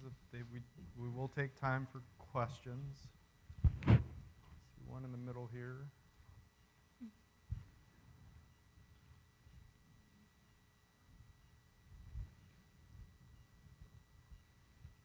Hi, thank you so much. This was incredible, and there's so many directions you could go with this research. I found it fascinating, and I have so many questions, but I'll stick to one. At the very end of your presentation, you show that there is a connection to increased pathology and depression. Have you also considered that depressive symptoms could limit our ability to take care of ourselves, and that might be a contributing factor to it as well? Like, we always preach healthy living, brain and body, to prevent cognitive decline, but have you also considered that depression kind of takes away someone's ability to do that for themselves, and that could be a cause? Yeah, absolutely, absolutely. And I think that's a great point, and it really gets to the bidirectionality and the complexity of this relationship when we consider not only nature but nurture, because as you point out, if someone is depressed, they're less likely to be able to take their hypertension medication, to control their diabetes. We know that there are links with poorer health outcomes, less likely to interact socially or engage in physical activity. So we haven't looked at, we've looked at those as modifiers in some of our analyses, but certainly in the real world and kind of in asking these questions, those things are very much at play. So, yeah. Wondering if you consider sundowners as a form of depression. And part two is, are there medications at this stage that are helping with these kinds of depressions, or we're still working on medications that are helpful? Yeah, thank you. And I think I didn't catch the first part of your question. Was it the sundowners? Was the kind of the worsening cognition, almost fluctuating cognition in late afternoon? Is that a form of depression? Is that what you were mentioning? Yeah, that's a really intriguing question. And because I think, we don't have a great understanding of what is the sundowning phenomenon or why does that occur, but certainly I think that, considering that in the context of psychiatric and behavioral symptoms, that could indeed be what we're observing in terms of what we describe as sundowning syndrome. And then the second part of your question about treatments, that's kind of the million-dollar question. If we specifically target these treatments, even if they're new or if they pre-existing, can that slow decline? So there's the hope and the indication that it might be able to, but we're not there yet. And the question is, that's kind of the next stage of research. If we introduce prospective trials to target these symptoms, can we slow cognitive decline? Or if we treat depression earlier in midlife or prevent it, can we prevent dementia rates? It's an even more ambitious question. But we're not there yet, but I think it's promising in terms of approaches to treat these symptoms that go beyond standard SSRIs or SNRIs. Last one. Yes, hi. Thanks for your talk, very interesting. For a patient with a history of depression and no evidence of cognitive decline or dementia, if they take the antidepressant, anti-anxiety medications that are out on the market, I know that reduces depression, but does it also reduce the risk of dementia, even though they may have depression that's treated with the medications? And then kind of the corollary to that is I read some places that some of these medications also can precipitate dementia as well. So I'd love your thoughts on those. Yeah, that's a great question. Do we have time to? Okay, yeah. So yes, so the question, so basically, yes. So I think the first part of the question was the medications themselves, and can they, or was the first part of the question medications and can they?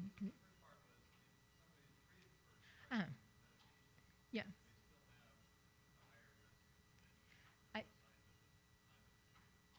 I see. Yes. So if they're treated and if it improves symptoms of depression, they will do better cognitively. But we don't really know prospectively will that ultimately decrease their risk. But they do better overall in terms of cognitive function.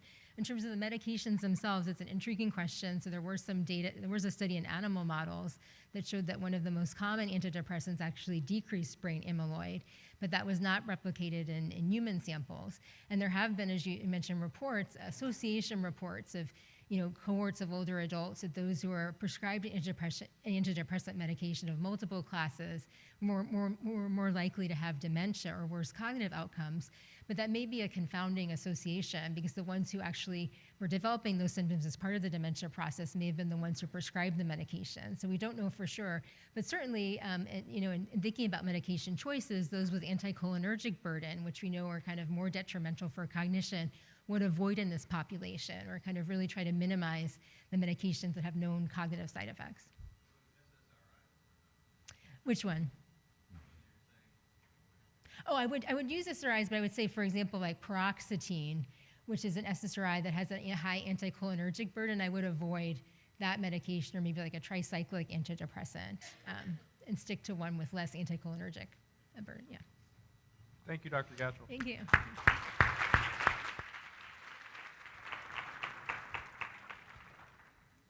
Before we go to our last break, I don't think you'll be surprised to learn that it takes a lot of work to put on a conference like this. And I really want to take a moment to acknowledge Dr. Megan Whiprock and her team of colleagues at UCMI, Julie Kinjo, Cherry Justice, Melanie Medina, Valerie Tung. I also want to acknowledge Lauren Weiss and all of our partners from Alzheimer's Orange County as well as the Alzheimer's Association for their help today. This is an all-hands-on-deck event for us. So folks who man the phones to help with autopsy and brain donation took your tickets at lunch. It really is a community of people across the three organizations who want to bring this type of program to our larger community, inclusive of our clinician colleagues as well as caregivers and advocates and folks who are just interested to learn more. So if you see those folks, thank them for their role today. We couldn't do it without all of them and, of course, all of our sponsors. So we're going to take 25 minutes for a break. Please visit the exhibitors' tables, get some more coffee, and we're going to come back with our lived experience panel to close out the day. Thank you. I got some very ready people.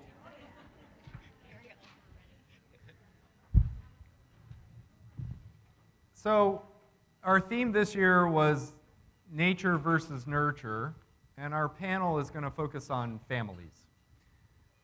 We heard incredible talks today about genetics and epigenetics, but actually family history is more than just genetics. It's shared lived experiences.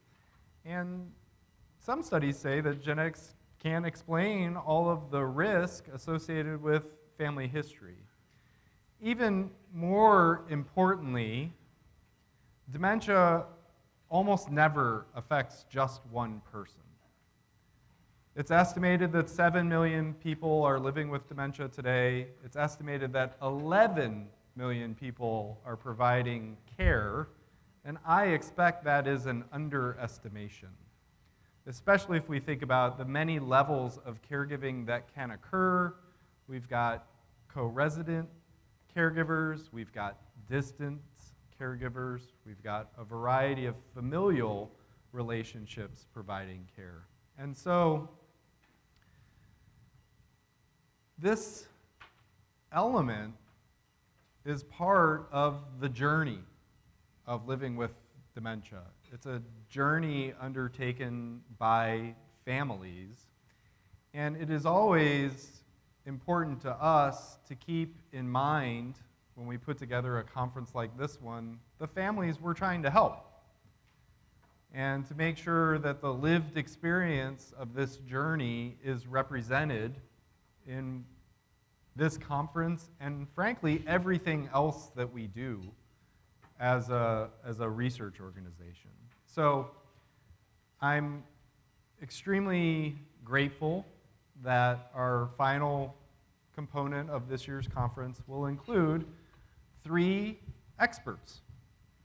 3 faculty members for this conference who are going to share with us their lived experiences on this journey, and in particular, how it affected their families and how family affected their journey. So the game plan here is that I'm going to let each of our 3 panelists, Angel, Susan, and David, tell you a little bit about their journey. I'll ask them a few questions, and if there's still time at the end, we'll open up to questions from the audience. And so to get us started, Angel, would you mind telling us about your journey? Yes. Thank you, Josh. Thank you, Karen, for having us. It's such a wonderful honor, so much great information I'm going to sponge and take home with Mom. It's important. My mom was diagnosed with Alzheimer's about 2 years ago. She's living with me for about a year now in Mission Viejo. My mom is such a beautiful, regal, altruistic soul. I take a lot of pride taking care of my mom. I'm in a guy I shave, but I've learned to put the Chanel makeup on Mom to make her look beautiful, to comb her hair, to get to the salon in the middle of my living room, because I want my mom to feel beautiful every day. I think it's very important to have that serotonin level lifted for her, and she's such a natural, optimistic soul, so we have that beautiful sentiment together. I've been very fortunate with the Medicare program through her Kaiser program, approved, thankfully, after 3-4 months wait. So now she's going to an adult daycare center. She's going in the morning, otherwise she would be here today with us. She's doing great. My mom, born in Mexico, of 11 siblings. She's the baby. So she's the youngest. Everyone else is in Mexico, but born here in LA, so I'm first generation. So it's important that I want her to be successful in this environment. So when I found 3 locations, and Mom, you tell me which one is your best comfort level, because it needs to be an environment that's Spanish speaking, and same thing with the staff and the nursing. So she's doing great. Her cognitive level I thought would be at great par, but when Dr. Orozco told me last year for the first 6 months, no, Angel, it's not just the good nutrition and the physical. You can't quarantine her at home. I said, what? I thought I was doing the right thing, so this is so important, and it's the bigger piece of the pie that has helped my mom. So thank you everybody for attending here.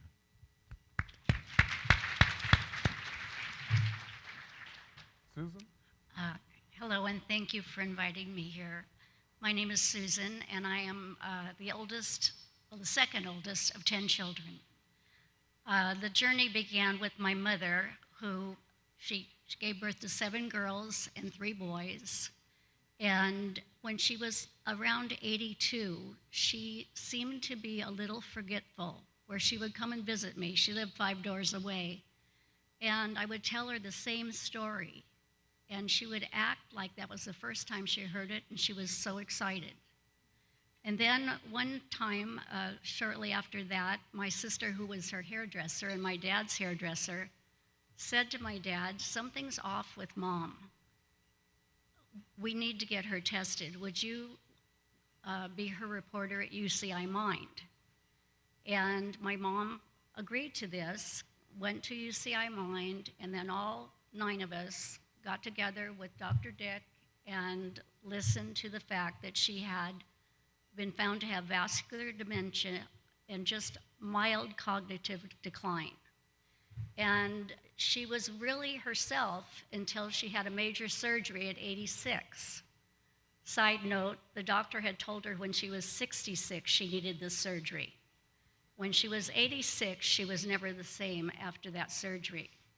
But she still had her personality, she had her wit.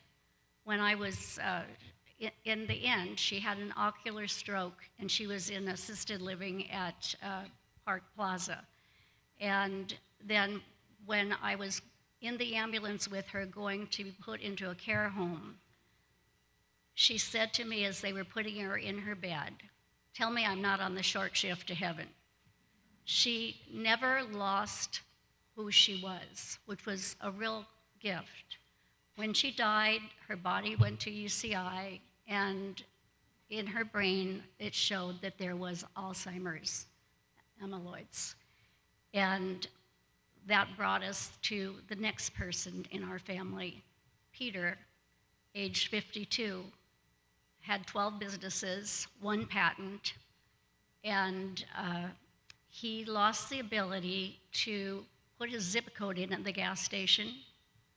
And he was like, he called me one day and he said, my wife wants me to ask you if you have any memory problems, or are there any memory problems with the other siblings that are older? And I said, no, I don't, Peter, but I'll call our cousin Jim, who's a physician in Iowa. And Jim was able to tell me, because he has 6 siblings 10 years older than us. And he said no. And I said, well, what about Nana and Dad Hageman, my grandparents? And he said, well, Nana had vascular dementia and was stone deaf, so I don't think she had it. And Dad Hageman had a surgery and was never the same after the surgery. He was a wanderer, and my grandmother used to tie him to the dining room table. Right? And since then, 3 of my first cousins have died of dementia. Jim called me about 3 years after Peter was still going through things. He tested 3 times positive for Lyme's. He had a state-of-the-art treatment, IVs at home, and they said that he had a cognitive problem, but they thought it was Lyme's. And they just went through every avenue with Peter. I took him to the Amen Clinic, which I was not impressed with, honestly, because as soon as he couldn't draw a clock, that was it for him. So Peter then had a really violent episode when he was getting the IVs in his home, and he had a 5-year-old child they had just adopted, 5 years ago. And when they took him to the psych unit, the doctor said to him, well, how is your life? And my sister-in-law said, it's stressful. I'm a nurse. That's all I do is take care of my husband. And he said, take him home and enjoy him. Forget the diet, forget the vitamins, forget the IVs. Just take him home and enjoy him. And that's exactly what she did for about 1.5 years. But on Christmas morning, Peter walked in the door at 4 a.m., and she thought he had gone out to get the newspaper. He was soaking wet, and he'd been wandering, and he couldn't tell her where he had been. And a few times, my sister Roberta and I would go on walks with Peter because Chris would put a tag on him, and he'd get that tag off of him. She put a phone on him. She put a alert. I mean, she did everything, and he outfoxed her. And the last straw was when a transient walked up their driveway. They had a 1 acre in Temecula and in a rural setting. And Peter had found someone under a bridge and had told him he'd give him a job. And this was when Peter had pretty much language.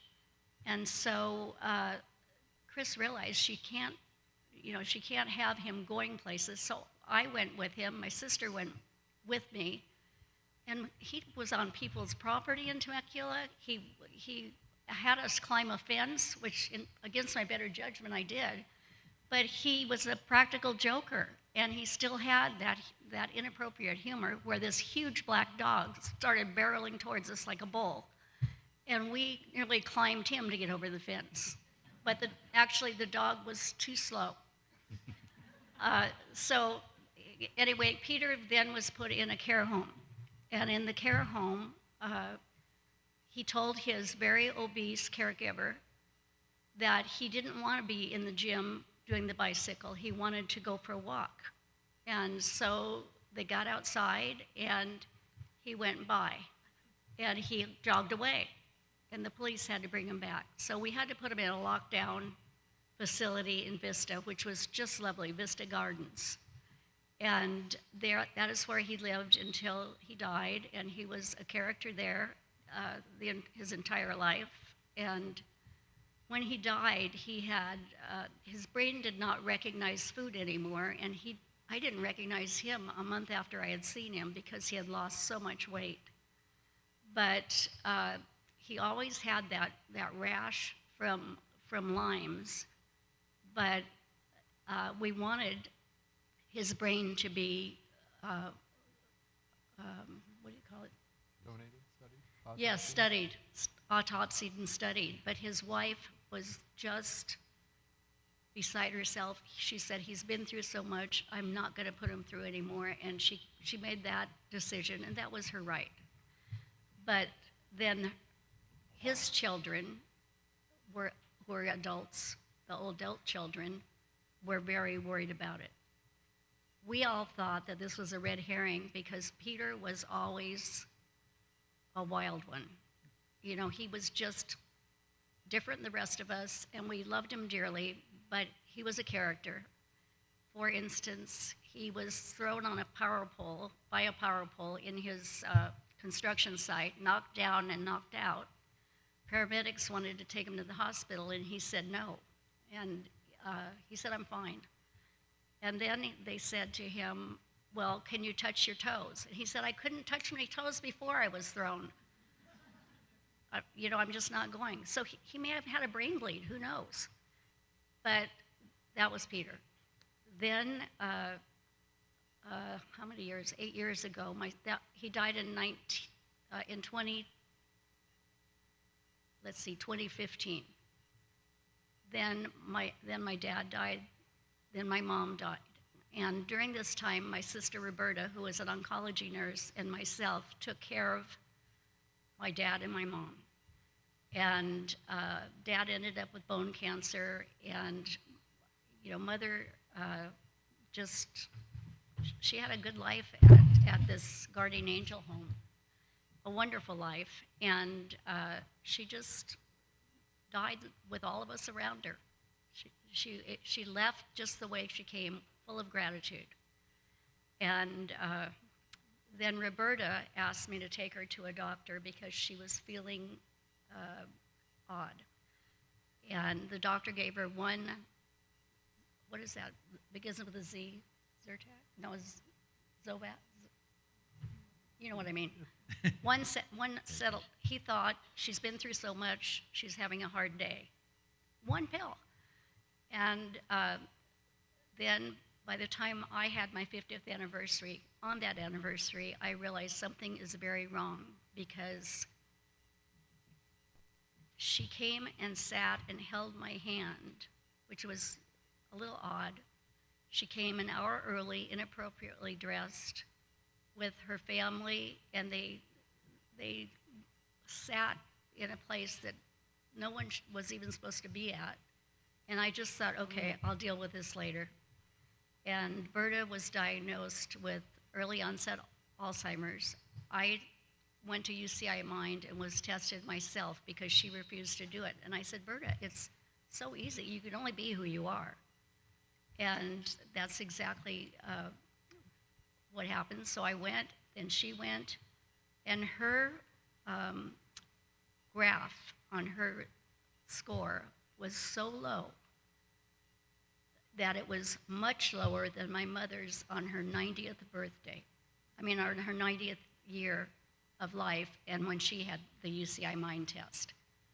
So Berta is now diagnosed with Pick's disease, and she is in the late stage. She's no longer feeding herself, and she just babbles. Occasionally she'll say, hell no, but normally it's just babbling. And then a year ago, this month, my sister Ann, who's also in my neighborhood, was diagnosed with early onset Alzheimer's. She has the APOB4, and from my father and from my mother. What is unusual is that my parents each lived to be 91, and my dad never showed any signs of anything. So that's my story. So can you just We should definitely clap. But just before we move on, how many siblings do you have? I have 9 siblings, and 3 of them have been affected. And of my 6 first cousins, 3 of them have died of it. In fact, Jim, my cousin who was the doctor, he diagnosed himself, retired from his practice, moved his wife to California where his children are, and started the Stanford study for the brain. Thank you, Susan. Thank you. David? Also, thank you guys for having me here today. I am, I guess, the primary caregiver / care coordinator / care advocate for my 66-year-old wife of 44 years who was diagnosed with early onset Alzheimer's in 2018, as well as my 90-year-old mother who was diagnosed with mild Alzheimer's cognitive impairment back in 2023, and who has a family history of dementia in her family. My wife, I retired in 2020 to care for my wife full time, cared for her at home for 3 years. During that time, my mom had knee replacement surgery, moved in with me. So for a period of about 6 months, I was caring for both of them in my home. Became too much, moved my mom into assisted living. She actually did decent from the surgeries, the UTIs that knocked her down, but had noticed some mild cognitive impairment we sort of questioned. In 2023, so about 5 months after I moved my mom into assisted living, my wife's symptoms had progressed to a point where Sun-timers in the afternoon was unmanageable. She didn't know who I was. She would think that the people on the TV were in the room. She couldn't look at herself in a mirror. She didn't recognize the person. I couldn't get her to shower. I couldn't get her to go to the bathroom. I, at that point, put her into memory care where she's been, which was the most difficult decision I've ever made, into which I still feel guilty about to this day. My wife has since been re-diagnosed with Lewy body dementia. She no longer can walk. She no longer can feed herself. She's completely incontinent. She can't talk. At this point, she recognizes me maybe 5% of the time. Doesn't know her sons, doesn't know her grandsons, which is a mixed bag for me. It's hard. This journey's been hard, not only on me, it's hard on Alzheimer's. Dementia is a terrible disease, not just for the person afflicted, but as many of you know, it has far-reaching impact on spouses, on children, on other family members, on friends who are just devastated to see the person that they love just go away. And I think as these caregivers know, it's hard to keep losing that loved one over and over. So again, that's my story. So thank you for listening.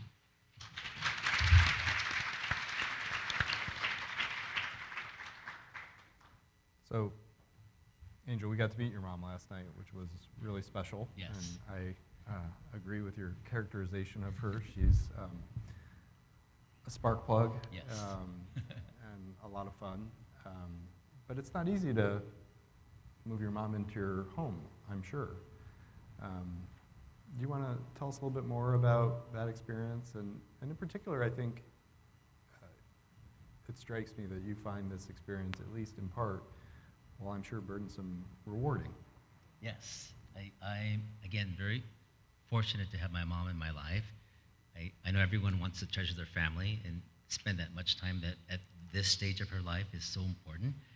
I do have an older brother, I have a younger sister, and before she was with me, living on her own in Garden Grove, and me being the last to leave the nest, I know my mom very well. We walk in our neighborhood, go to the grocery store.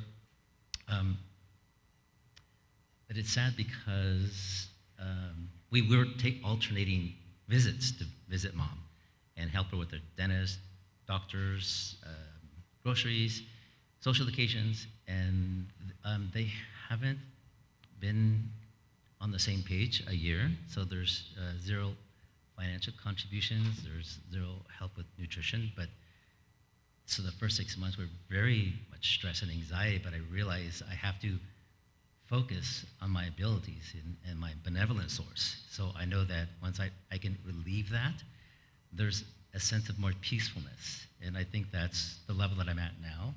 And I can appreciate the time that I spent with my mom, which is so valuable, because I think everyone can relate to. It sounds too like some of your neighbors have gotten to know your mom, and there's a sense of community in helping you through this. And I know you have a supportive partner at home, yes. So maybe you can tell the audience a little bit about that. Yes, I'm in Mission Viejo in the Valencia condominiums, and once mom is off the shuttle from the daycare center we call school, we walk around our whole neighborhood, and the whole neighborhood loves my mom. They know my mom because they know I put a lot of effort in making her look beautiful every day. And my partner says, you don't have to dress up to go to the opera every day, Angel. I'm like, but I want her to look beautiful. So they all know, Mina, how are you? Mina, how are you doing? And there's this one cute little 5-year-old girl, kindergarten school, and she'll say to my mom, Abuelita, meaning grandma. So again, all this environment, these social skills, this adaptation makes a big difference. And she has that natural ability for the beautiful spirit. So I maintain that, and she shares that with me, and it's great progress. It's wonderful. Susan, obviously you're from a big family. Yes, I am. And you have a lot of siblings, and it sounds like a number of you have decided to contribute to research by participating. And yes, well, they all said, when Peter was ill, I said we should all do this. Oh yes, we all will. But no one did. And I am so controlling, and I can do nothing about this horrible disease, so I thought, what can I do? I can be tested every year. And for 8 years, I've been tested at UCI Mind. And I enjoy it, and I always tell them it's so enjoyable.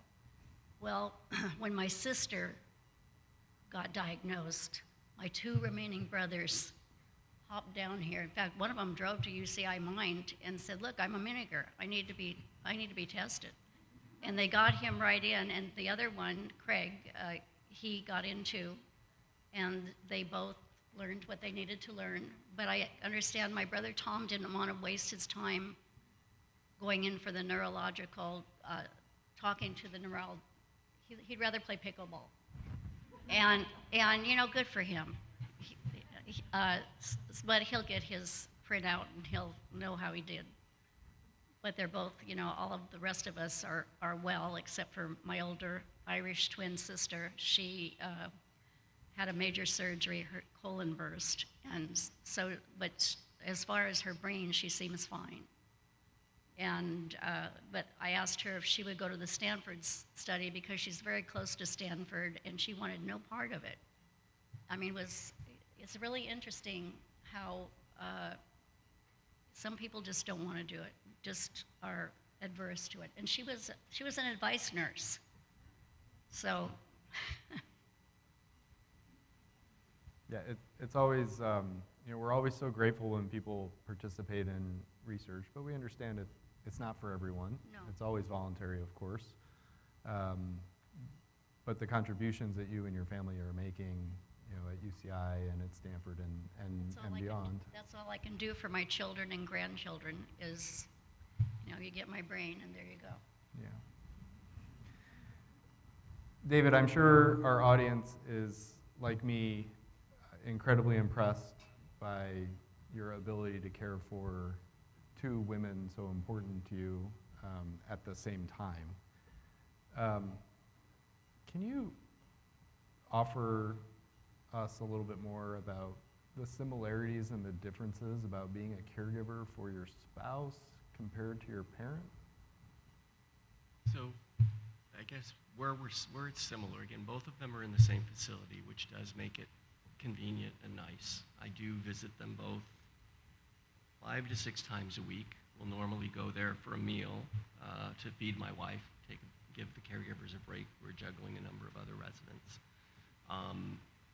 Oversee medications, doctor's appointments, making sure that care is done, overseeing, trying to get my wife to sit in the salon, local salon for a haircut, which is interesting, taking my mom out for a haircut. So that part's similar. I think the differences is just their level of cognitive skills. My mom still recognizes me. I know my mom's doing well when she cracks her one-liners. She has a wit about her. We'll goad each other a little bit. She has the care staff in stitches. So my mom I can still interact with. Yeah, her short-term memory's not there. She gets confused. She thinks my wife's going to go home with me, or why isn't she going out to lunch with us? But for the most part, it's a different type of care and level of care. My wife, on the other hand, my kids have said that, she's not there. There's no return relationship, which makes it extremely difficult. And my kids don't like going to see her. They don't want to remember her this way. They want to remember her the way she was, which I somewhat understand. But as a dad, it's like, how can you not go see your mom? But again, I get it. But I don't know, and if there's a researcher in the room that can answer this question, great. I don't know what my wife realizes. I don't know what she recognizes. I don't know what's going on. But if I can be there and I can hold her hand and give her a calming voice and provide some level of comfort so she knows someone's still there, I think that's the role I play for my wife. And my mom is, again, more of a normal son-mom relationship. Thank you. I'm going to ask each of our panelists one more question, and we'll have a few minutes then for questions from the audience. But my one question for each of them now is, we've got this room of people who include physicians, nurses, psychologists, social workers, allied healthcare professionals, caregivers like you, students, advocates, and general community members. You're a faculty member in this conference. What one thing do you want them to know before we adjourn? Angel, you want to start? I think the biggest influence for Mom is her cognitive element. So we've been doing Tai Chi. We do it every day. Once she comes off the shuttle, we walk around the neighborhood. It's such a meditating, calm state. I also trying to think of new holistic avenues this year and be open to it. So there's steel drum, which is great because she's interactive with it. And then there's these singing bowls that I've also invested in, just Amazon, getting $75 for 3 crystal ones. I know some of them are $10,000, but I wanted something simple. And this frequency of calm meditation, we've done mandalas, we've done breathing techniques. That has all been a beautiful, enlightening inspiration, and it has really helped both of us. And I can appreciate that much more now. Yeah, great. Well, I don't know if I have any wisdom. I just know that this is life on Earth. And I will do everything possible to further the study of Alzheimer's and PICS and all these other dementias. But I think it's just important to know that it's not forever. And they may not know who you are, but you know who they are. And my sister Roberta, who has PICS, her eyes don't focus. And her head is hanging down now, and she just looks like a very, very ill person. And I still have joy when I go see her, and I remind her of our antics in the past. She was my walking partner, and she did say one day, "You know, Susan, we're going to spend 24 hours in jail someday. And I think we were in an abandoned house, or at an abandoned house, looking for succulents. Anyway, it's just life on earth, and you have to laugh along the way, and you have to remember who that person was in her prime. But I'm also embracing my sisters in their decline. Thank you. I guess what I would say is, know this disease, I wouldn't wish on my worst enemy. And if I had things to go over again, I would take more time before the disease hit. So cherish the time you have with those that you love, regardless of their age. Every moment counts. Because sometimes you get hit with things out of the blue. To the researchers, please keep up the work. Even if you can't find a cure, but you can find something that delays the progression of the disease, that buys time. In the case of my wife, her body is healthy. She's 66 years old, but her mind's no longer there. So if we can at least get the two to be more in a line, that would be huge in her instance. We have a few minutes for questions from the audience. We do have microphones, so we can start in the middle with Mark. Can we get Mark a microphone, please?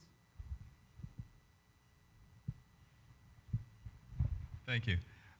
This question is kind of focused for David. I took care of my mom for nearly 13 years at home full time, and I know that I knew what I did, the strategies that I used to take care of myself, to become strong enough to be a care leader for my mom. I'm just curious, given you're taking care of two people, it's kind of extra difficult. What are you doing that seems to work to take care of yourself so you can be strong for the two of them? I belong to multiple support groups. The first one I joined was through the Alzheimer's Association, which was a lifesaver for me. I was in a really dark place. And the first thing that the participants on that call yelled at me for was for not taking care of myself and taking time for myself. So I try to take some time for myself. I will go away for a weekend with friends, and I will do things. I work around the house in the garden. I find things to keep my mind occupied. And I love spending time with my grandkids. So really just trying to make sure I don't give up on life, and trying to sort of reimagine what my life is going to look like, since it's not what I had originally imagined it was going to be. Great, thank you.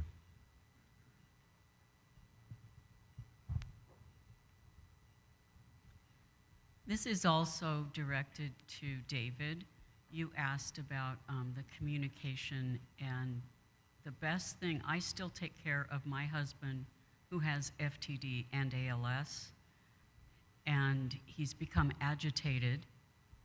And when I go there and he's agitated, the comforting touch and stroking of his arm and just the soft talk like you do, it makes a huge difference. Please keep doing that.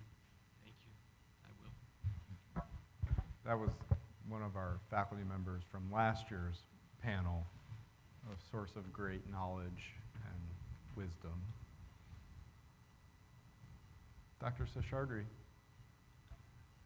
Again, this was such a moving experience. Thank you, all of you, for your courage sharing the story. I also wanted to expand on what you asked, David. And I'm speaking now not just as a physician who cares for these patients, but as somebody whose mother became ill when I was 4 and passed away when I was 18. And so I have a personal experience as well of something that people are researching called lucid intervals, where sometimes there is a paradoxical awareness. After many years of not speaking at all, one day she said, "Won't I know my Sudha?" So exactly what the same advice I give people, we don't know, but perhaps hearing and awareness, there's a condition in neurology we call abulia or hypobulia, where some of the deep structures are affected and the initiative and output and response are limited. It sounds, given how young your wife is, that perhaps there's a component of that. But again, I have no idea how you do what you do. Hats off to heroes like you. Thank you.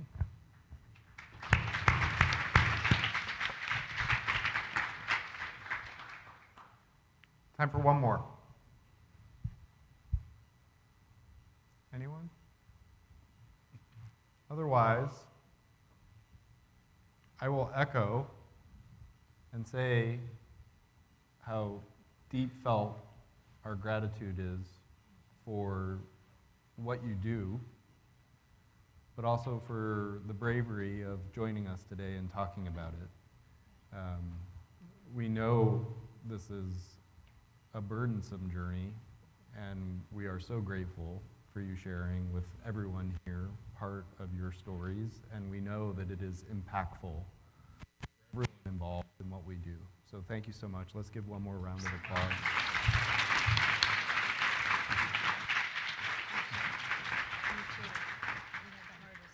So that's going to bring to a close our 36th annual conference. There are evaluations in your packet and places to drop them off.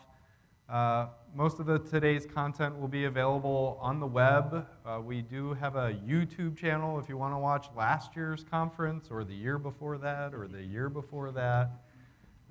We hope that this continues to bring value to the community that we so deeply care about and so desperately want to help to change the journey that people are on when they deal with these diseases. We are making incredible progress in research, so very proud of that. I want to extend my thanks to the faculty members who flew here from various places around the country to share their work and their wisdom. I want to again thank the Alzheimer's Association and Alzheimer's Orange County for partnering with us on this important conference. I want to thank the people who did the real work of planning and putting on this. It's not this guy. So thanks to the people who really are the heart and soul of UCI Mind and our partners at the Alzheimer's Association and AOC for planning this really important community event. We hope you enjoyed it. We hope you want to keep coming back next year. Thank you to all of you for joining us and for staying till the end. And thank you again to our incredible panelists. So have a good year.